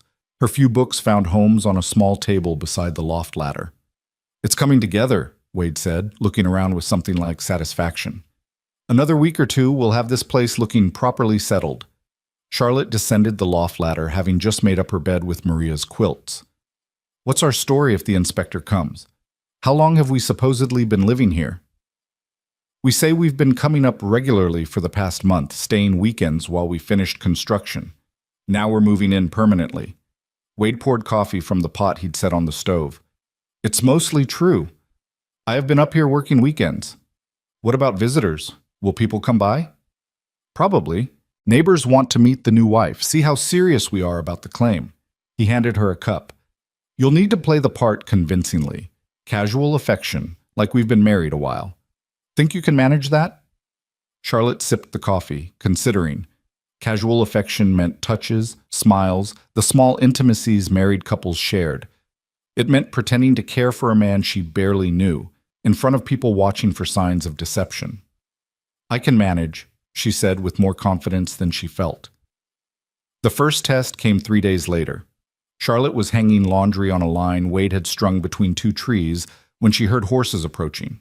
Wade was working on clearing brush from what would eventually be a garden plot, but he dropped his axe immediately and moved to where his rifle leaned against the cabin wall. Expecting someone? Charlotte asked quietly. No. Wade's hand rested on the rifle, but didn't pick it up. Stay close. 2 riders emerged from the tree line, a man and a woman, both middle-aged, on serviceable horses. They had the weathered look of people who'd spent their lives outdoors, and the woman was smiling. Hello, the cabin, the man called out. We're the Hendersons, from the property east of here. Heard you folks were settling in. Wade's posture relaxed fractionally. Wade Blackthorne, this is my wife, Charlotte. Charlotte wiped her hands on her apron and stepped forward with a smile. How lovely to have neighbors. Would you like some coffee? I've just made fresh. Mrs. Henderson, call me Ruth, she insisted, dismounted with practiced ease. That would be wonderful, dear. It's a long ride over. For the next hour, Charlotte played hostess, serving coffee and the biscuits Maria had sent, while the Hendersons asked polite questions about where they'd come from and how they were settling in. Charlotte could feel them watching, evaluating, looking for the signs Wade had predicted. Were they really married? Were they genuinely settling, or just going through motions for the land claim? How did you two meet? Ruth asked, her eyes sharp despite her friendly smile. Charlotte glanced at Wade, who'd positioned himself near her chair with the casual stance of a husband comfortable in his wife's presence. I came looking for work at the Broken Spur. Wade offered me a position, and she let her smile turn slightly shy. We found we suited each other. Fast courtship, Mr. Henderson observed. When you know, Wade said, and casually rested his hand on Charlotte's shoulder. The touch was brief, impersonal, but it sold the story. No point waiting when you've found the right person. Charlotte reached up to pat his hand, a gesture that felt strange but looked natural, and saw Ruth's expression soften. The older woman was a romantic, Charlotte realized. She wanted to believe in love at first sight, in quick courtships and happy endings. Well, you picked a beautiful spot, Ruth said, looking around the cabin. That creek never runs dry, you know. Old Crane's been trying to get his hands on this water for years. So we've heard, Charlotte said carefully. Don't let him intimidate you. He's all bluster, that one. His father was the real danger, mean as a snake and twice as quick. Harlan's just greedy. Ruth set down her cup. But you watch yourselves anyway. Greedy men do foolish things when they want something bad enough. The Hendersons left with promises to visit again and invitations to dinner once Charlotte and Wade were more settled. Charlotte waved them off, maintaining her smile until they disappeared into the trees. Then she let out a breath she hadn't realized she'd been holding. That was exhausting, she said. You did well. Wade was already moving back toward his brush clearing. Convincing. Was I?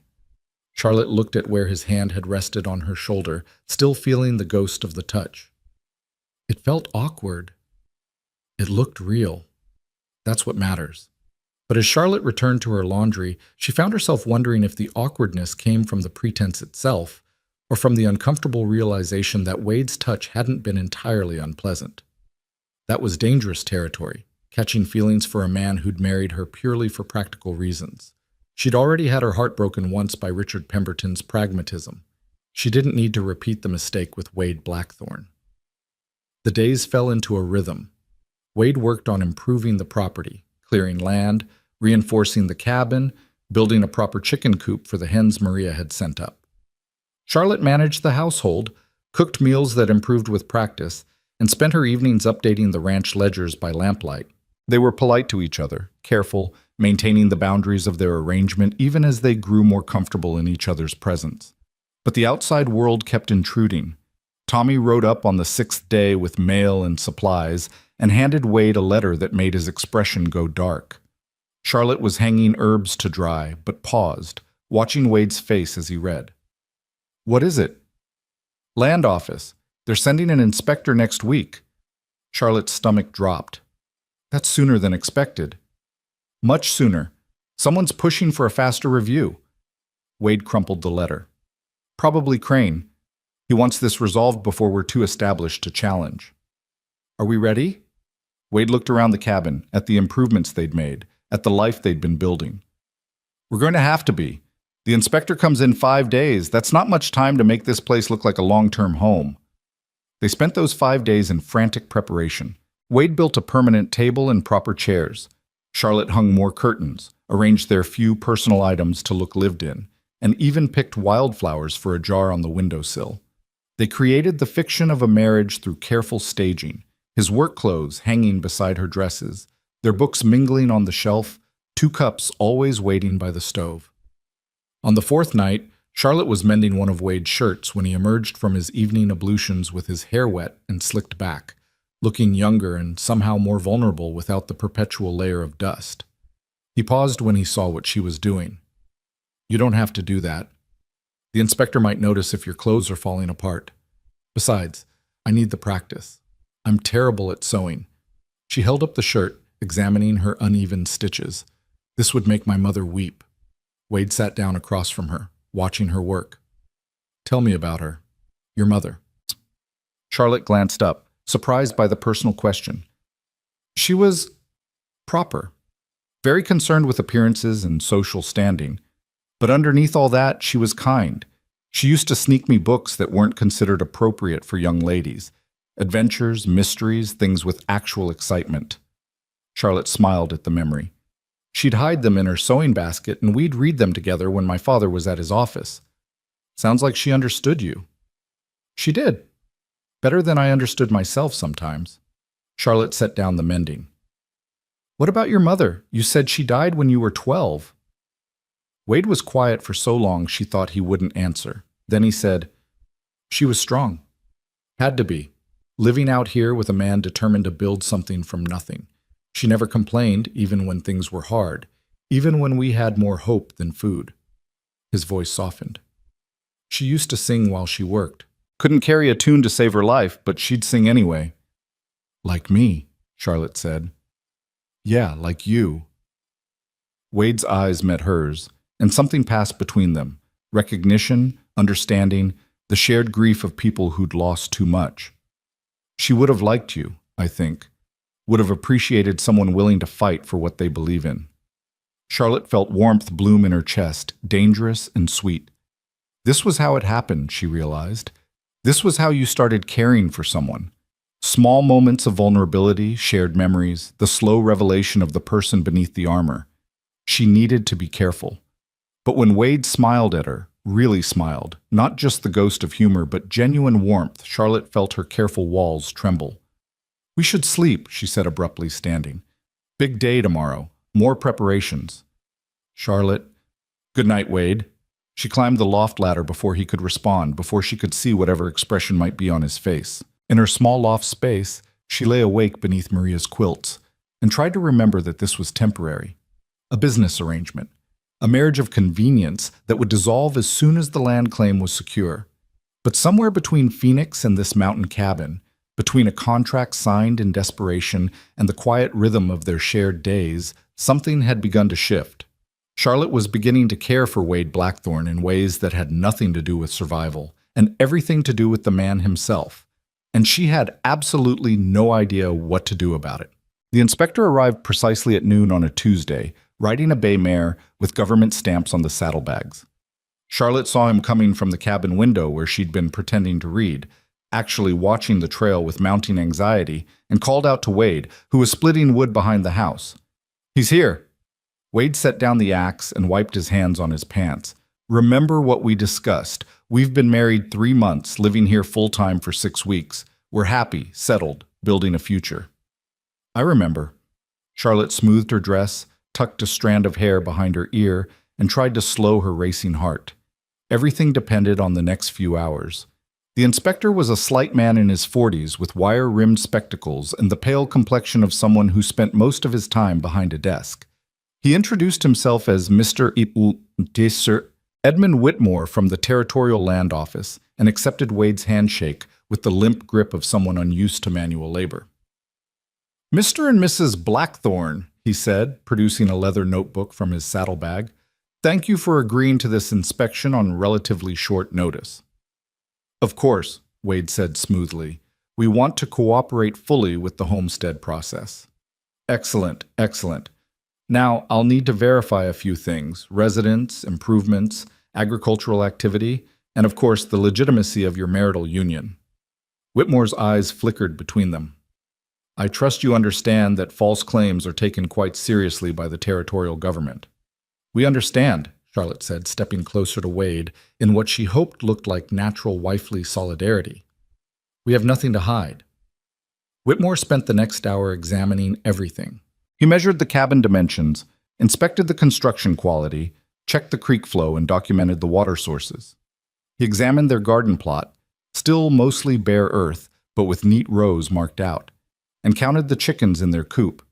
He poked through their supplies, noted the books on the shelf, even examined the wear patterns on the floor to determine traffic flow and living habits. Charlotte felt stripped bare under his scrutiny, every careful detail they'd arranged suddenly seeming obvious and false. But she maintained her composure, answering his questions about her daily routine, their meal schedule, their plans for the property. Wade stood close throughout, occasionally touching her elbow or shoulder in the casual way of long-married couples, and Charlotte leaned into those touches even as her heart hammered. "And how did you two meet?" Whitmore asked, pen poised over his notebook. Charlotte had rehearsed this answer a dozen times, but her mouth went dry anyway. Wade's hand found the small of her back, steadying. "I came to the Broken Spur looking for employment," Charlotte said. "My father had recently passed and I needed work. Wade offered me a position helping with the ranch accounts." "And romance developed from there?" "We found we had common interests," Wade said. "Charlotte's educated, intelligent, not afraid of hard work. She understood what I was trying to build here. The marriage was practical at first, I'll admit. We both needed something the other could provide. But it became more than that." Whitmore's eyebrow rose. "More than that, how?" Charlotte felt Wade's hand tense slightly against her back. This was the moment, the question they'd both been dreading. They could claim passionate love, but Whitmore would never believe it. They could admit the practical arrangement, but that might invalidate the claim. The truth, she realized, had to be somewhere in the middle. "My first marriage proposal came from a man who claimed to love me, then abandoned me the moment I became inconvenient," Charlotte said quietly. "Wade offered me honesty instead of pretty words. A partnership built on respect and shared goals. That seemed more valuable than passion that could fade." She looked up at Wade and found him watching her with an expression she couldn't quite read. And somewhere along the way, respect became affection. Affection became trust. Trust became something worth keeping. It was as close to the truth as she dared speak, and for a moment she forgot they had an audience. Wade's eyes held hers, and something passed between them. Acknowledgement, perhaps, or recognition of the thing neither of them had been willing to name. Whitmore cleared his throat. "I see. And you're both committed to maintaining residence here for the required 5 years?" "Yes," they said in unison. "Very well." Whitmore scribbled more notes. "I'll need to verify some details with your neighbors, the Hendersons, I believe, and I'll be filing a report with the land office within 2 weeks. Barring any complications, your claim should be approved within 90 days. "Complications?" Wade asked carefully. "There's a competing claim from a Mr. Harlan Crane. He's filed an objection based on prior water rights and questionable timing of your marriage." Whitmore's expression remained neutral. "The office will need to investigate those objections before making a final determination." Charlotte felt Wade's hand tighten against her back, but his voice remained level. Crane's been trying to steal this land for 20 years. His objections are harassment, nothing more. That will be for the office to determine, Mr. Blackthorne. But I will note in my report that you and Mrs. Blackthorne appear to be establishing a genuine homestead with legitimate intent. Whitmore closed his notebook. I'd recommend documenting all improvements you make. Photographs if possible, dated receipts for materials, anything that proves continuous residence and agricultural development. We'll do that, Charlotte said. Thank you, Mr. Whitmore. After the inspector left, Charlotte and Wade stood in the cabin doorway watching him ride away. Neither spoke until he disappeared into the trees. That went better than expected, Wade said finally. Did it? He seemed suspicious about the marriage timing. Everyone's suspicious about the timing, but you... Wade turned to face her. What you said about respect becoming affection, that was good, convincing. Charlotte couldn't quite meet his eyes. It wasn't entirely a lie. The silence stretched between them, thick with unspoken things. Then Wade cleared his throat and stepped away, breaking the moment. I should finish that woodpile. Winter's not that far off, and we'll need... A gunshot cracked through the afternoon air.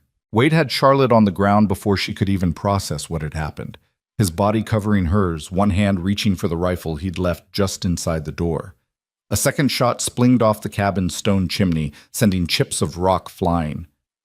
Stay down, Wade hissed. Get inside. Now. Charlotte scrambled through the doorway on her hands and knees, her heart threatening to burst from her chest. Wade followed, slamming the door and dropping the bar across it. Another shot shattered one of the precious glass windows, and Charlotte screamed despite herself. The loft, Wade commanded. Get up there and stay low. Don't show yourself at any window. What about you? I'm going to figure out where they're shooting from. He was already moving to the broken window, rifle raised, using the wall for cover. Charlotte, the loft, now! She climbed the ladder with shaking hands, her earlier composure shattered. From the loft, she could see Wade positioned at the window, scanning the tree line with deadly focus. Two more shots came in quick succession, one hitting the door, one going wild over the roof. 4 shooters, Wade called up to her. Maybe 5. Professional spacing. This isn't some drunk ranch hand taking pot shots. It's Crane, Charlotte said, her voice steadier than she felt. It has to be. Probably as men, Crane's too smart to be here himself. Wade fired once, the report deafening in the enclosed space. But knowing who sent them doesn't help us much right now. The shooting continued sporadically for what felt like hours, but was probably only 20 minutes. Wade returned fire when he had clear targets, forcing the shooters to keep their distance. Charlotte stayed in the loft with the Derringer clutched in her sweating palm, watching Wade's back and praying this wouldn't be how their strange partnership ended, huddled in a half-finished cabin while Harlan Crane's hired guns murdered them for water rights. Then, as suddenly as it started, the shooting stopped. Wade remained at the window, tense and ready, scanning the forest. Could be a trick, trying to draw us out. Or they accomplished what they wanted, Charlotte said, climbing down from the loft despite Wade's warning look. They've established that we're vulnerable up here, that they can reach us whenever they want. Wade's jaw clenched. I'm riding down to get the sheriff. This crossed a line. Even Crane can't explain away an armed attack. And leave me here alone? What if they come back? You can shoot. You have the Derringer and the spare rifle. Bar the door after me and don't open it for anyone but me or someone you know by voice. Wade was already moving, checking his ammunition, strapping on his gun belt. I'll be back before dark with Sheriff Dalton and some deputies. Wade, he crossed to her in 3 strides, taking her face in his hands. The gesture was so unexpected, so uncharacteristically tender, that Charlotte's protest died in her throat. I know you're scared, he said, his gray eyes intense. Hell, I'm scared, but I need you to be strong for a few more hours. Can you do that? Charlotte nodded, not trusting her voice. That's my girl. Wade pressed a quick, hard kiss to her forehead, the first time his lips had touched her since their courthouse wedding, then released her and headed for the door. Bar it behind me. Don't open it for anyone. Then he was gone, riding hard down the mountain trail on his sorrel gelding. Charlotte dropped the bar across the door and sagged against it, her legs finally giving out. She sat on the floor, the Derringer still in her hand, and tried not to think about the shattered window. The bullet holes in her home, the very real possibility that Harlan Crane was willing to kill to get what he wanted. The afternoon crawled by with agonizing slowness. Charlotte reloaded the rifles, positioned ammunition within easy reach, and tried to watch all the windows at once. Every sound made her jump, the wind in the trees, the chickens squawking, the creak of settling logs. She'd never felt more alone in her life.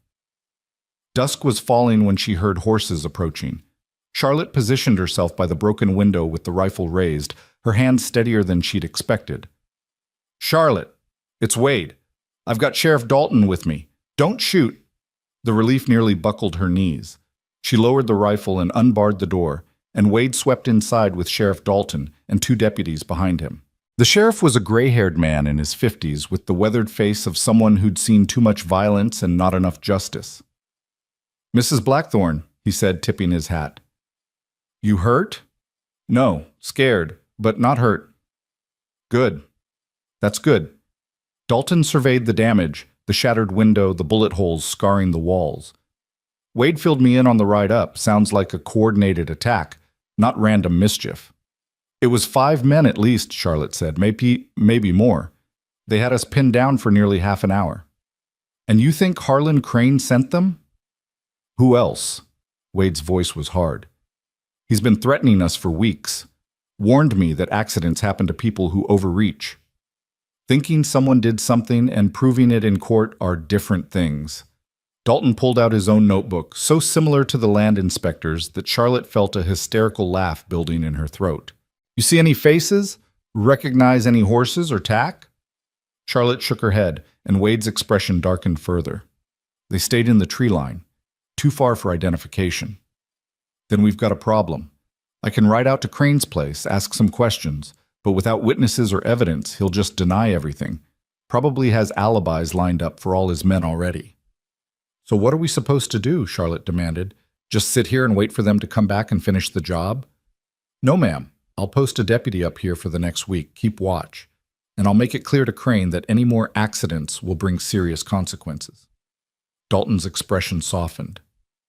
"I know it's not much. The law moves slow out here, and men like Crane know how to work around it, but I won't let him get away with attempted murder." "Attempted murder assumes they were trying to kill us," Wade said quietly. "I think they were just trying to scare us, show us we're not safe up here." "And if you're not safe, you can't maintain residence," Charlotte added, understanding dawning. "The homestead claim requires continuous occupation. If we abandon the property, we lose it." Exactly. Wade looked at Dalton.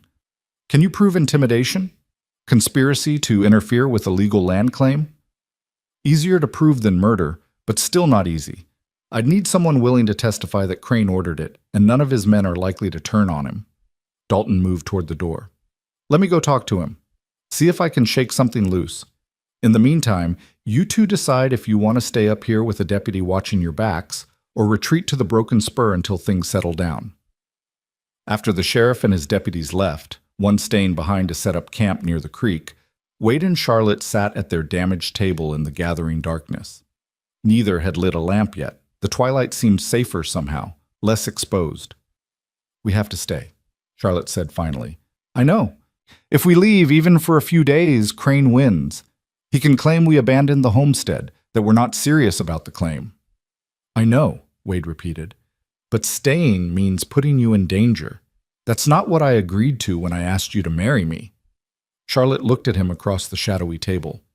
"You asked me to help you secure this land. That's what I'm doing." "I asked you to help with paperwork, not risk your life." "Sometimes they're the same thing." Charlotte reached across the table, finding his hand in the dimness. His fingers closed around hers immediately, rough and warm. "I'm not leaving, Wade. Not unless you want to give up on your father's dream entirely." "I don't care about the dream if it gets you killed." The words hung in the air between them, heavy with meaning. Charlotte's breath caught because this was the thing they'd been dancing around for weeks. The fact that somewhere between a contract and a marriage certificate, between shared meals and quiet conversations, they'd started to actually care about each other. Not just partnership, not just respect. Something deeper and more dangerous. "Wade, don't." His hand tightened on hers. "Don't say anything. Just let me get through this. We're going to set up a watch rotation, you and me and the deputy. No one's alone, ever. We document everything, every threat, every incident. We build a case that even Crane's lawyers can't dismiss. And we hold this land until the claim is approved or hell freezes over, whichever comes first. And after? After the claim is approved and you don't need a wife anymore? Wade was silent for so long that Charlotte thought he wouldn't answer. Then he said, "Let's survive first. Then we'll figure out the after." It wasn't a declaration of love. It wasn't even a promise. But it was something, an acknowledgement that the after mattered, that maybe the arrangement they'd started had become something neither of them was quite ready to end. The deputy, a young man named Foster, who looked barely old enough to shave, proved to be competent despite his youth. He set up a patrol pattern around the cabin, checking the tree line every few hours and keeping a rifle close. Wade reinforced the broken window with boards and positioned furniture to provide better cover if shooting started again. Charlotte cooked dinner over a fire that felt too bright, too exposed, and tried not to flinch at every sound from the forest. They ate in tense silence. Then Wade insisted on taking the first watch while Charlotte tried to sleep in the loft. She lay awake for hours, listening to Wade's footsteps moving around the cabin, the occasional murmur of conversation as he checked in with Deputy Foster.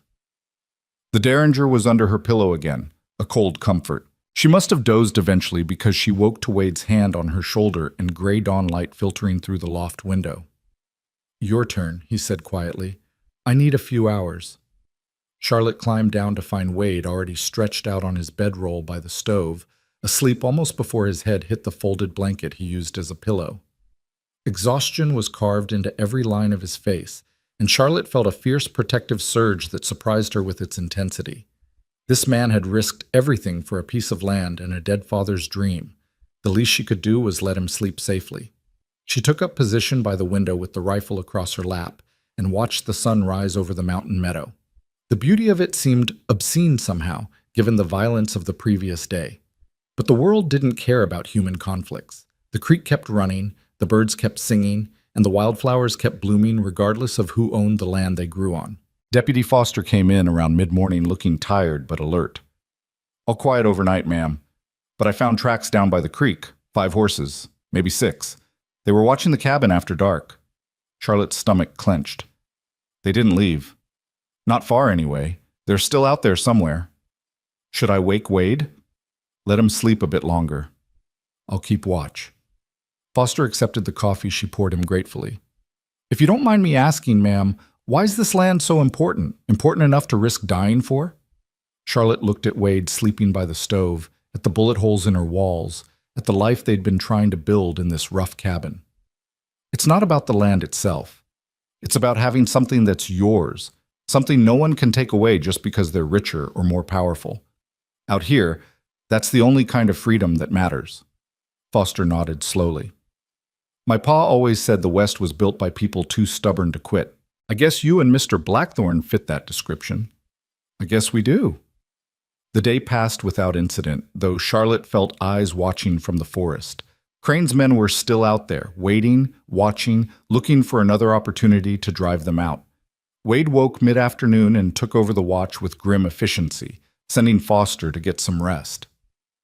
That evening, as Charlotte was preparing dinner, Tommy arrived on horseback with supplies from the Broken Spur and a letter that made Wade's expression go thunderous. "What is it?" Charlotte asked. Wade handed her the paper. It was from Harlan Crane's attorney, formally notifying them that Crane was filing an injunction to halt the homestead claim pending investigation of fraudulent marriage and misrepresentation of intent to establish residence. The letter cited the timing of their marriage, the rushed move to the property, and credible concerns about the legitimacy of the petitioner's claims. "He's doing exactly what he did to your father," Charlotte said, fury burning through her fear. "Tying everything up in legal challenges, making it too expensive and time-consuming to fight." "Yeah, well, I'm not my father."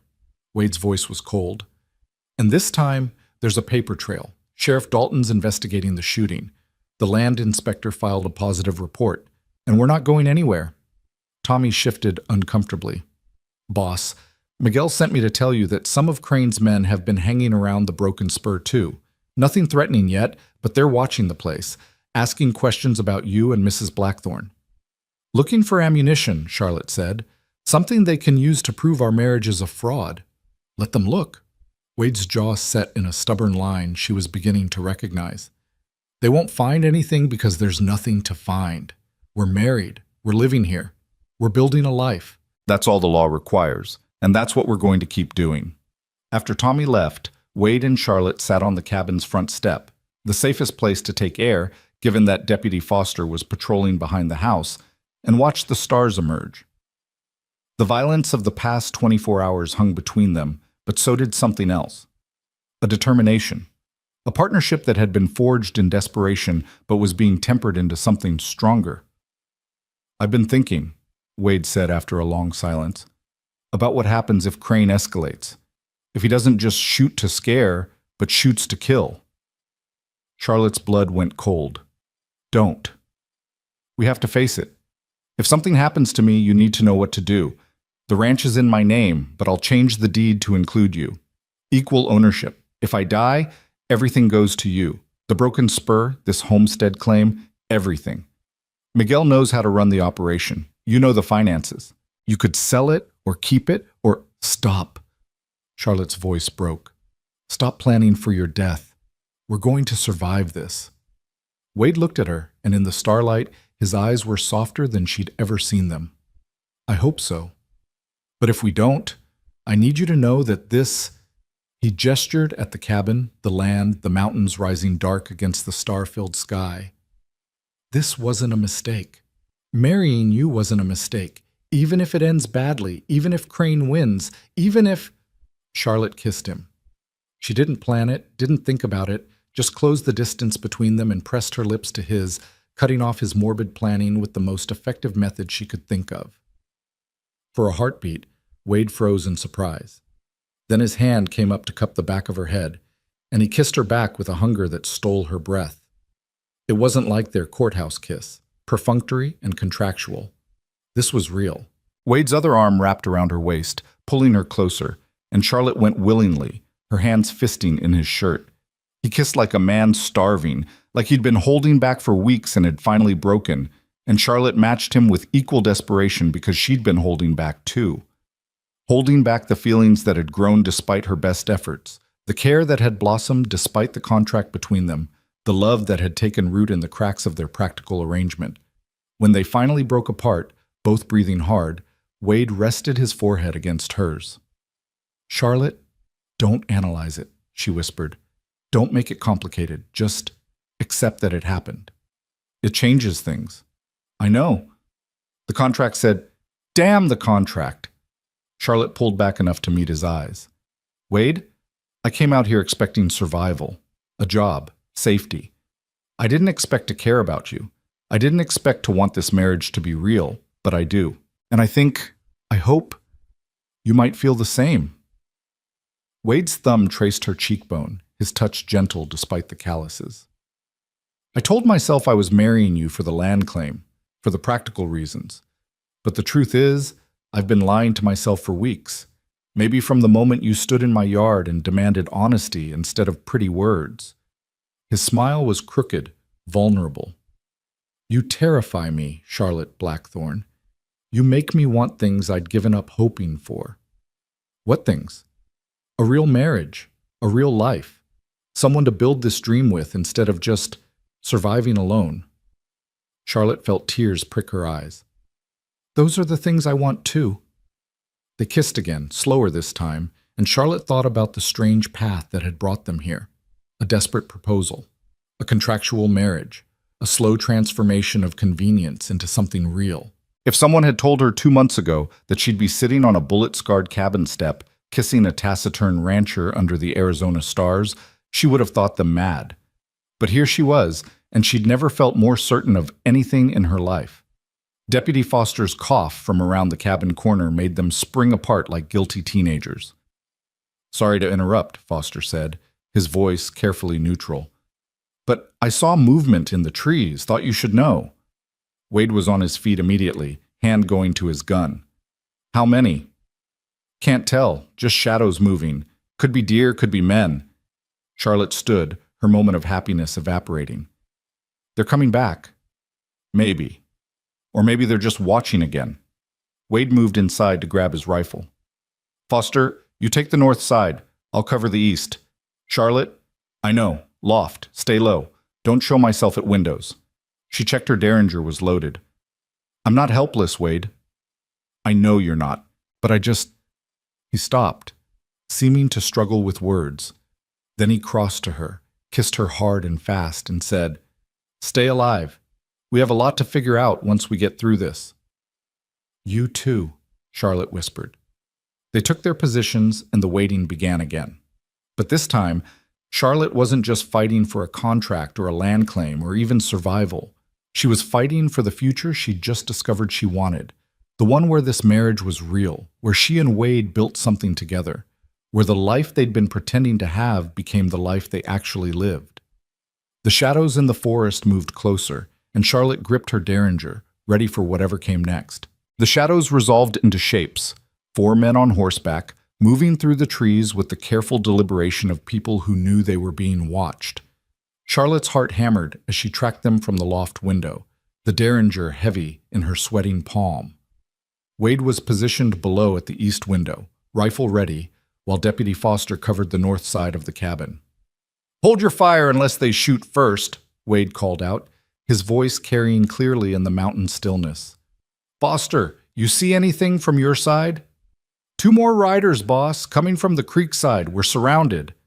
Charlotte's stomach dropped. 6 men against 3, and one of the 3 was her, barely trained, armed with a weapon that was only good for close range. If shooting started, their odds were grim. Then a voice called out from the darkness, cultured and familiar. Blackthorn, I'm here to talk, not fight. Tell your people to hold their fire. Wade's entire body went rigid. That's Crane himself. He came personally? Charlotte whispered down. Arrogant bastard thinks we won't shoot him. But Wade raised his voice. Show yourself, Crane. Hands where I can see them. Harlan Crane rode into the clearing on his palomino, hands raised in a gesture of peace that fooled no one. His men stayed in the trees, dark shapes with rifles across their saddles. In the moonlight, Crane looked almost grandfatherly, white hair gleaming, expensive clothes immaculate despite the ride through the forest. Only his eyes gave away his true nature, cold, calculating, utterly without mercy. Quite the reception, Crane said mildly. You'd think I was an outlaw rather than your neighbor. Neighbors don't shoot up cabins, Wade said flatly. What do you want? To offer you one final chance to be reasonable. Crane dismounted with the ease of a man half his age. I've filed an injunction against your homestead claim. My attorneys assure me it will be successful. There are simply too many irregularities in your application. The suspicious timing of your marriage, the rushed residency, the clear evidence of fraud. There's no fraud, Charlotte called down before she could stop herself. We're legally married and legally residing on this claim. Crane's eyes lifted to the loft window, and his smile was poisonous. Ah, Mrs. Blackthorn, tell me, how much is he paying you to play house? It must be a substantial sum to risk your life in this wilderness. Nobody's paying anybody, Wade said, and you're trespassing. State your business or get off my land. Your land? Crane laughed. You really believe you can win this, don't you? That you can somehow succeed where your father failed? Let me tell you what's going to happen, Wade. My injunction will delay your claim for at least 6 months. During that time, you'll have to maintain continuous residence up here through the autumn rains and the winter snows, while also running your ranch down in the valley. You'll bleed money trying to do both. Eventually, you'll miss a payment on your mortgage, or fail to meet a residency requirement, or make some small mistake that invalidates your entire claim. And when that happens, I'll be waiting to purchase the broken spur at auction for pennies on the dollar. That's your plan? Charlotte said. Harass us until we collapse under the strain? That's not a plan, my dear. That's simply inevitability. Crane remounted his horse. But I'm feeling generous tonight. I'll offer you $40,000 for the broken spur and your homestead claim, free and clear. You can walk away, start fresh somewhere else, and avoid the unpleasantness that's coming. No, Wade said. You haven't even considered... No. Now get off my land before I shoot you for trespassing. Crane's expression hardened. You're making a terrible mistake. I tried to be civilized about this, but you're forcing my hand. Remember that when things get worse. Remember that I gave you a chance to walk away." He wheeled his horse around and disappeared into the trees, his men following like shadows. Within moments, the clearing was empty again, but the threat lingered like smoke. Deputy Foster emerged from his position, his young face pale. "He's planning something bad. That was a final warning." "I know," Wade said grimly. He looked up at Charlotte. "Come down. We need to talk." They gathered around the table, Wade, Charlotte, and Deputy Foster, and faced the reality of their situation. Crane had the money, the lawyers, and the willingness to use violence. They had a marriage of convenience that might not survive legal scrutiny, a handful of allies, and a dream that was beginning to look like a death sentence. "We could take his offer," Foster said hesitantly. $40,000 is a lot of money. You could buy land somewhere else, start fresh where Crane can't reach you." "No," Charlotte and Wade said simultaneously. They looked at each other, and Charlotte saw her own determination reflected in Wade's eyes. They'd come too far to surrender now. "Then we need evidence," Charlotte said. "Something concrete that proves Crane ordered the shooting, that proves he's been sabotaging homestead claims for decades. Sheriff Dalton can't act without proof." "Crane's too smart to leave evidence," Wade said. "He uses intermediaries, keeps his hands clean. Everyone makes mistakes, even Crane." Charlotte's mind was racing, thinking through possibilities. "What about his men, the ones who actually pulled the triggers? They're the weak link." Foster leaned forward. "You'd need to get one of them to turn on Crane, testify against him. But that's not going to happen. Crane pays too well, and his men know what happens to traitors." "Unless we give them a better reason to talk," Charlotte said slowly. "What if we could prove that Crane's planning to betray them? That he's setting them up to take the fall?" Wade's eyebrows rose. "You have an idea." "The beginning of one. Crane's smart, but he's also arrogant. He came here personally tonight because he wanted to gloat, wanted to see us break. That kind of arrogance makes people careless." Charlotte stood pacing. "He filed that injunction through his attorneys. There must be paperwork, correspondence, maybe even instructions that could be used against him. If we could get access to those documents..." "That's breaking and entering," Foster said nervously. "I can't be part of that." "You won't be. You'll be here, guarding the property like you're supposed to." Charlotte looked at Wade. "But Wade and I could ride into town tomorrow, visit Crane's attorney under the pretense of discussing a settlement. While we're there, maybe we see something we shouldn't." It was a terrible plan, full of holes and dependent on luck they didn't have, but Wade was already nodding, a fierce smile crossing his face. "It's crazy enough that he won't see it coming," Wade said. "Crane thinks we're on the defensive. He won't expect us to go on the attack." They spent the rest of the night refining the plan.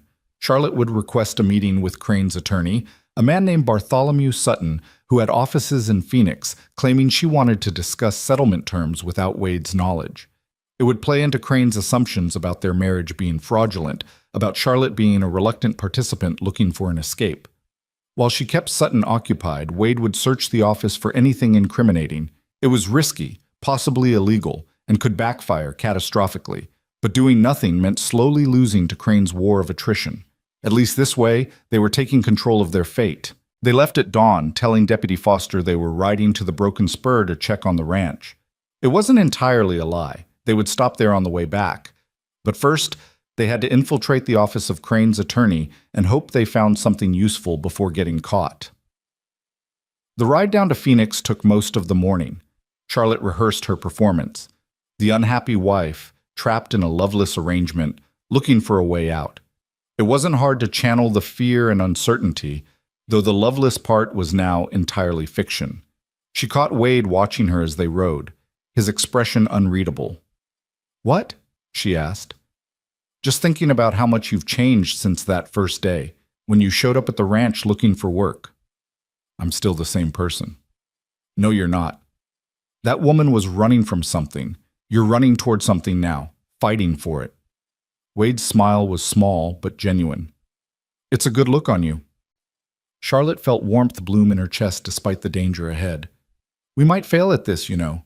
Might end up in jail for breaking into Sutton's office. Then we'll fail together. That's got to count for something." They arrived in Phoenix mid-afternoon and went their separate ways. Charlotte to Sutton's office, Wade to position himself in the alley behind the building. Charlotte's hands were steady as she climbed the stairs to the second floor and knocked on the frosted glass door marked Bartholomew Sutton, Attorney at Law. The man who answered was younger than she'd expected, maybe 40, with slicked hair and the sharp-eyed look of someone always calculating angles. His smile was professionally warm as he ushered her inside. "Mrs. Blackthorne, what an unexpected pleasure. Please sit. Can I offer you tea?" "No, thank you." Charlotte perched on the edge of the offered chair, playing nervous. "I need to speak with you confidentially. About my husband's homestead claim." Sutton's eyes gleamed with interest. "I'm listening." "The marriage was a mistake. Wade needed a wife for the claim, and I needed—" Charlotte let her voice crack slightly. "I needed safety, security, but I didn't understand what I was agreeing to. The isolation, the danger, the constant threat from Mr. Crane's men. I want out." "I see." Sutton leaned back in his chair, studying her. "And what exactly do you want from me?" "I want to know my options. Can I get an annulment? Would that invalidate the homestead claim? And if I testify that the marriage was fraudulent, that it was only ever a business arrangement, would that help resolve Mr. Crane's injunction?" It was everything Crane would want to hear, and Sutton's expression showed he knew it. "Mrs. Blackthorne, I'm Mr. Crane's attorney. Anything you tell me could be used against your husband." "I understand. That's why I'm here." Charlotte twisted her hands in her lap. "I just want to go home, back east, away from all this." Sutton stood, moving to a filing cabinet. "Let me pull Mr. Crane's file. We should discuss this properly, see what arrangements can be made." As soon as his back was turned, Charlotte glanced at the window. She couldn't see Wade, but she knew he was there, waiting for her signal. She stood and moved to the window, fiddling with the latch as if nervous, and pushed it open. "It's so warm in here," she said apologetically. "Do you mind?" "Not at all." Sutton was absorbed in his files, pulling out a thick folder marked Blackthorne Homestead Challenge. Charlotte's heart raced. That was exactly what they needed. She just had to keep Sutton distracted long enough for Wade to get inside and photograph it. "Mr. Sutton, before we discuss specifics, I need to understand something. If I testify against Wade, will Mr. Crane guarantee my safety? I'm worried about retaliation." Sutton turned, his expression calculating. "Mr. Crane is a reasonable man. I'm sure we can work out protective arrangements. But first, I need to know exactly what you're willing to testify to." For the next 20 minutes, Charlotte spun a story of coercion and deception, watching Sutton's face grow more satisfied with each revelation. She claimed Wade had threatened her, promised her money he didn't have, forced her into the marriage against her will. It made her sick to say the words, to betray Wade even in fiction. But she kept Sutton's attention fixed on her and away from the window where Wade was now silently climbing inside. Wade moved like a ghost, his boots making no sound on the floor. He positioned himself behind a large bookshelf, out of Sutton's line of sight, and Charlotte saw him pull out a small camera, borrowed from the newspaper office that morning, and begin photographing pages from the file Sutton had left open on his desk. "This is all very helpful," Sutton was saying, "but I'll need you to sign an affidavit, a formal statement we can submit to the court." "Of course. I'll do whatever's necessary." Charlotte stood, moving to the desk as if to look at the documents. In reality, she was blocking Sutton's view of Wade. "Should we do that now?" "Let me draft something first. It needs to be worded carefully for maximum legal impact." Sutton reached for the file. And Wade chose that moment to sneeze. The sound was small, quickly stifled, but in the quiet office, it might as well have been a gunshot. Sutton's head snapped around, his eyes widening as he saw Wade emerge from behind the bookshelf, camera in hand. "What the— Security!" Sutton lunged for the door, but Charlotte was faster. She grabbed his arm, using all her weight to pull him off balance. Sutton stumbled, cursing, and Wade was there, pinning the attorney's arms behind his back. "Sorry about this," Wade said, sounding remarkably calm for a man committing what was probably several felonies. "But we needed those documents." "You're insane, both of you. This is breaking and entering, assault." "And what you've got in that file is conspiracy and fraud," Charlotte said, snatching the folder from the desk. She flipped through it quickly, her eyes widening. "Wade, look at this. There are letters from Crane ordering Sutton to delay the homestead review, instructions on how to bribe the land office clerk. And here, she pulled out a page, her hand shaking. A contract with someone named John Davies to discourage homesteaders through whatever means necessary.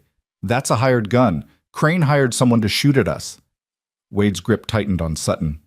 Who's John Davies? I don't know what you're talking about, Sutton spat. Then you won't mind if we take this file to Sheriff Dalton. Charlotte was already gathering pages, shuffling them into her bag. I'm sure he'll be very interested in your client's activities. You can't. That's privileged attorney-client communication. Not when it's evidence of a crime, Wade said, and conspiracy to murder trumps privilege. They left Sutton locked in his own office. They'd taken the key and jammed the door from the outside, buying themselves time, and ran for their horses. Charlotte's hands were shaking so badly she could barely mount Buttercup, but Wade helped her up and then they were riding hard for the sheriff's office, the stolen documents bouncing in Charlotte's saddlebag.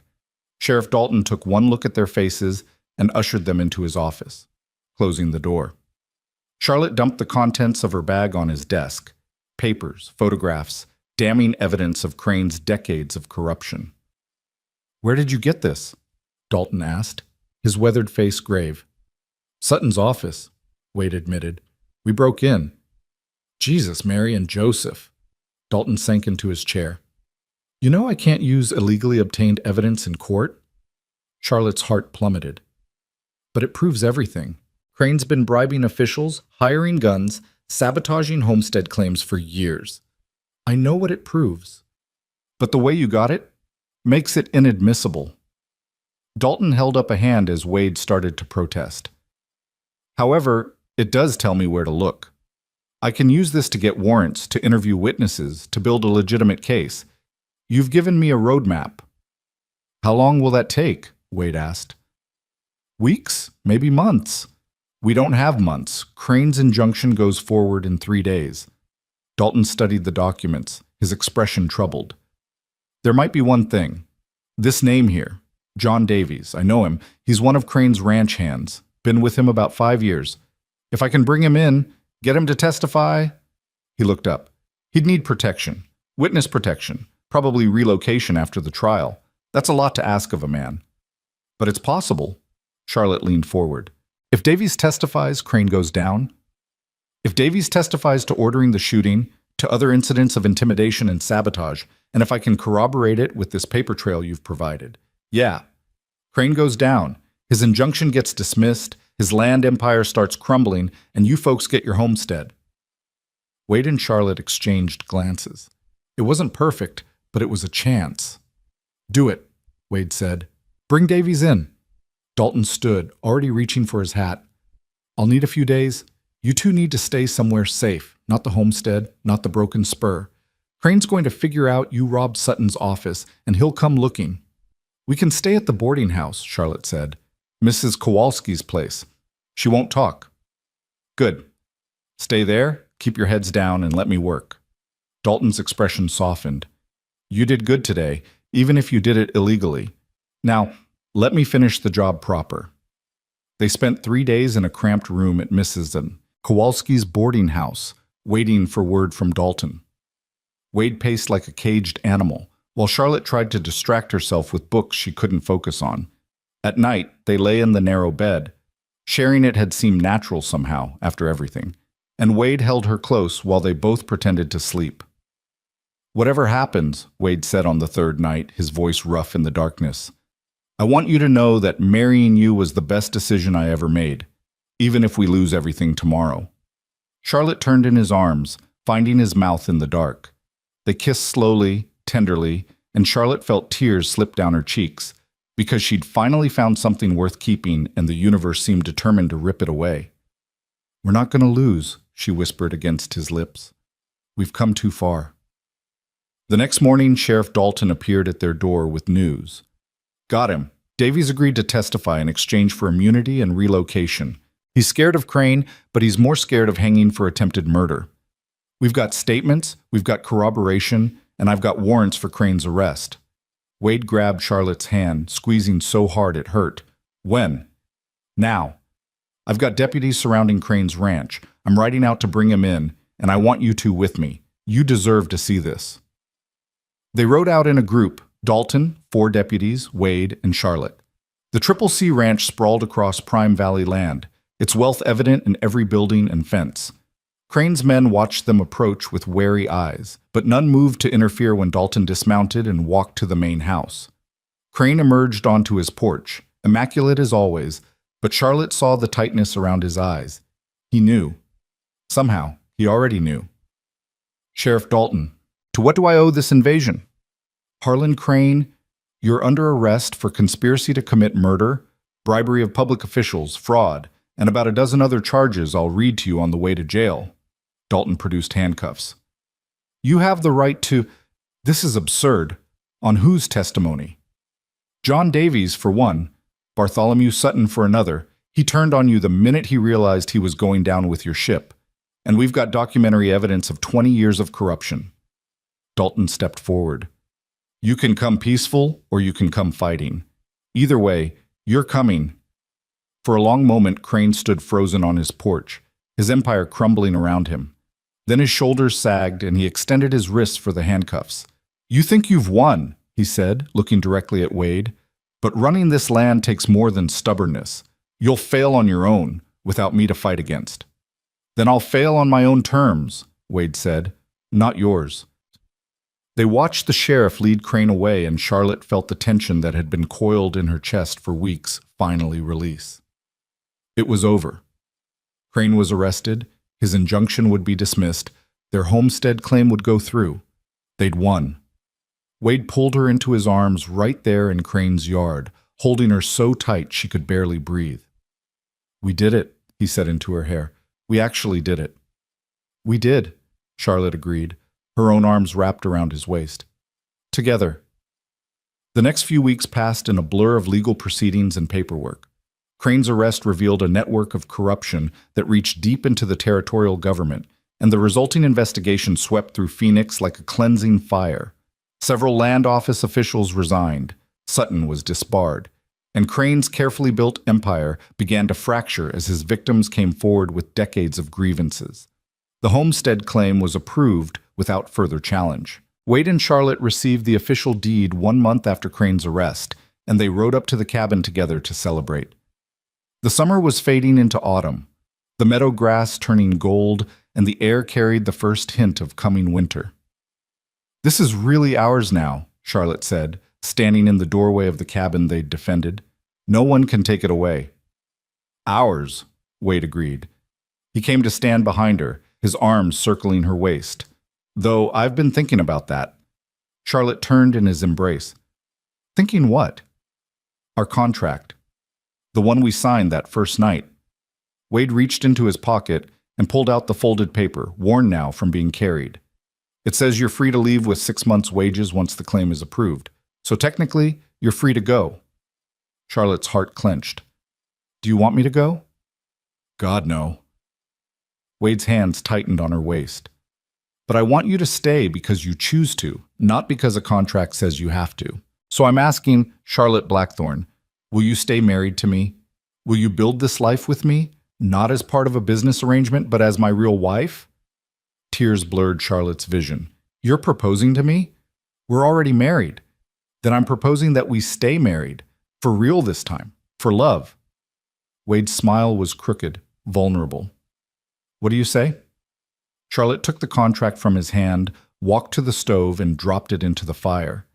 They watched it burn together, the legal words blackening and curling into ash.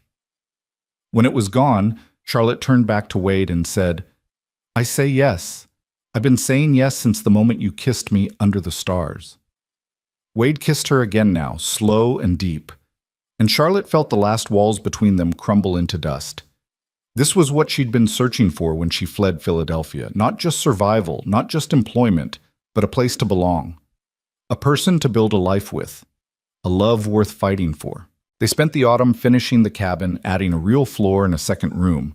The Hendersons became regular visitors, along with other homesteaders who'd been freed from Crane's shadow. The Broken Spur thrived under Miguel's management, and Wade split his time between the ranch and the homestead, building both into something sustainable. Winter came early that year, blanketing the mountains in snow. Charlotte learned to cook properly under Maria's patient instruction, to ride without looking like she'd fall off at any moment, to shoot straight when coyotes threatened their small flock of chickens. She kept the books for both properties, built a reputation in Phoenix as someone who could untangle complex finances, and even started helping other homesteaders with their claims. And every night, she fell asleep in Wade Blackthorn's arms, grateful for the desperate gamble that had brought her here. Spring arrived with a riot of wildflowers in the meadow, and Charlotte woke one morning to the sound of Wade moving around downstairs. She descended the loft ladder. They'd kept it even after adding the second room because she liked her private space when she needed it, and found him at the table with a cup of coffee and a newspaper. "There's an article about Crane's trial," he said, sliding the paper toward her. "Jury found him guilty on all counts, 30 years in territorial prison." Charlotte read the article, feeling nothing but relief. Crane would die in prison, his empire divided among his victims, his name a byword for corruption. Justice had been slow, but it had come. "Good," she said simply. Wade pulled her into his lap, his arms warm around her waist. "So, Mrs. Blackthorn, what should we do with our first spring as legitimate homesteaders?" Charlotte looked out the window at the land they'd fought for, the life they'd built together. "I was thinking we could expand the garden, maybe get some fruit trees, and I heard the Hendersons are selling a milk cow." "You want a cow?" Wade sounded amused. "I want a future, Wade. I want to build something that lasts. Trees that will still be bearing fruit when we're old. A garden that feeds us through the winter. A life that—" She paused, her hand moving to her stomach where the first flutters of life had started making themselves known. "A life that we can pass on to someone else." Wade went very still. "Charlotte, are you saying—" "I'm saying that by next winter, we're going to need to add on to this cabin. Make room for 3 instead of 2. Wade's eyes went wide, then bright with joy. He stood, lifting her with him and spinning her around in the small cabin while she laughed.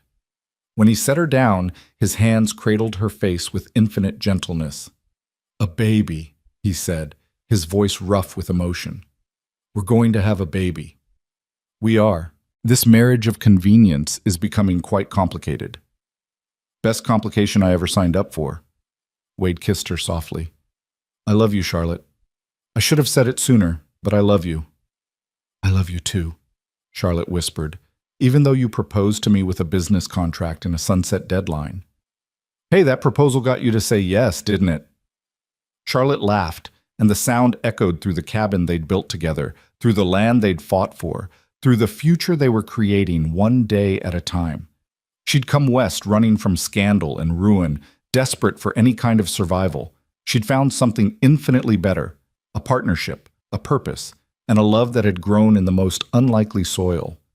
Years later, when their daughter asked how Mama and Papa had met, Charlotte would tell her the truth. She'd tell her about a desperate woman who answered an impossible proposal, about a hard man who offered honesty instead of poetry, about a marriage that started as a contract and became a covenant. She'd tell her about standing together against threats and violence, about stealing documents from a corrupt attorney's office, about watching justice finally catch up with evil men. But most of all, she'd tell her about the moment when a business arrangement became real love, when 2 strangers who'd married out of necessity chose each other out of devotion, when a marriage of convenience transformed into the greatest fortune either of them could have imagined. The Arizona sun set over the homestead, painting the sky in shades of crimson and gold, and Wade Blackthorn stood on his porch with his wife in his arms and his hand resting on the small swell of her belly. The land stretched out before them, hard-won and beloved, and for the first time in his life, Wade understood that some gambles weren't really gambles at all. Some risks were just fate disguised as choice, leading you exactly where you needed to be. "You asked me for a job," Wade said, echoing words from a lifetime ago. Charlotte smiled, her eyes shining. "And you gave me everything." They stood together as twilight fell, 2 people who'd found each other against impossible odds and built a life worth living from nothing but stubbornness, courage, and love. The West was hard and unforgiving, but it rewarded those brave enough to fight for what they wanted. And Charlotte and Wade Blackthorn had fought for this, for each other, for their land, for their future, and won. The stars emerged one by one over the Arizona mountains, bearing witness to a love story that had begun with a desperate bargain and ended with everything two hearts could hold. And in the warm glow of the cabin window, against the vast darkness of the frontier night, that was more than enough. It was everything.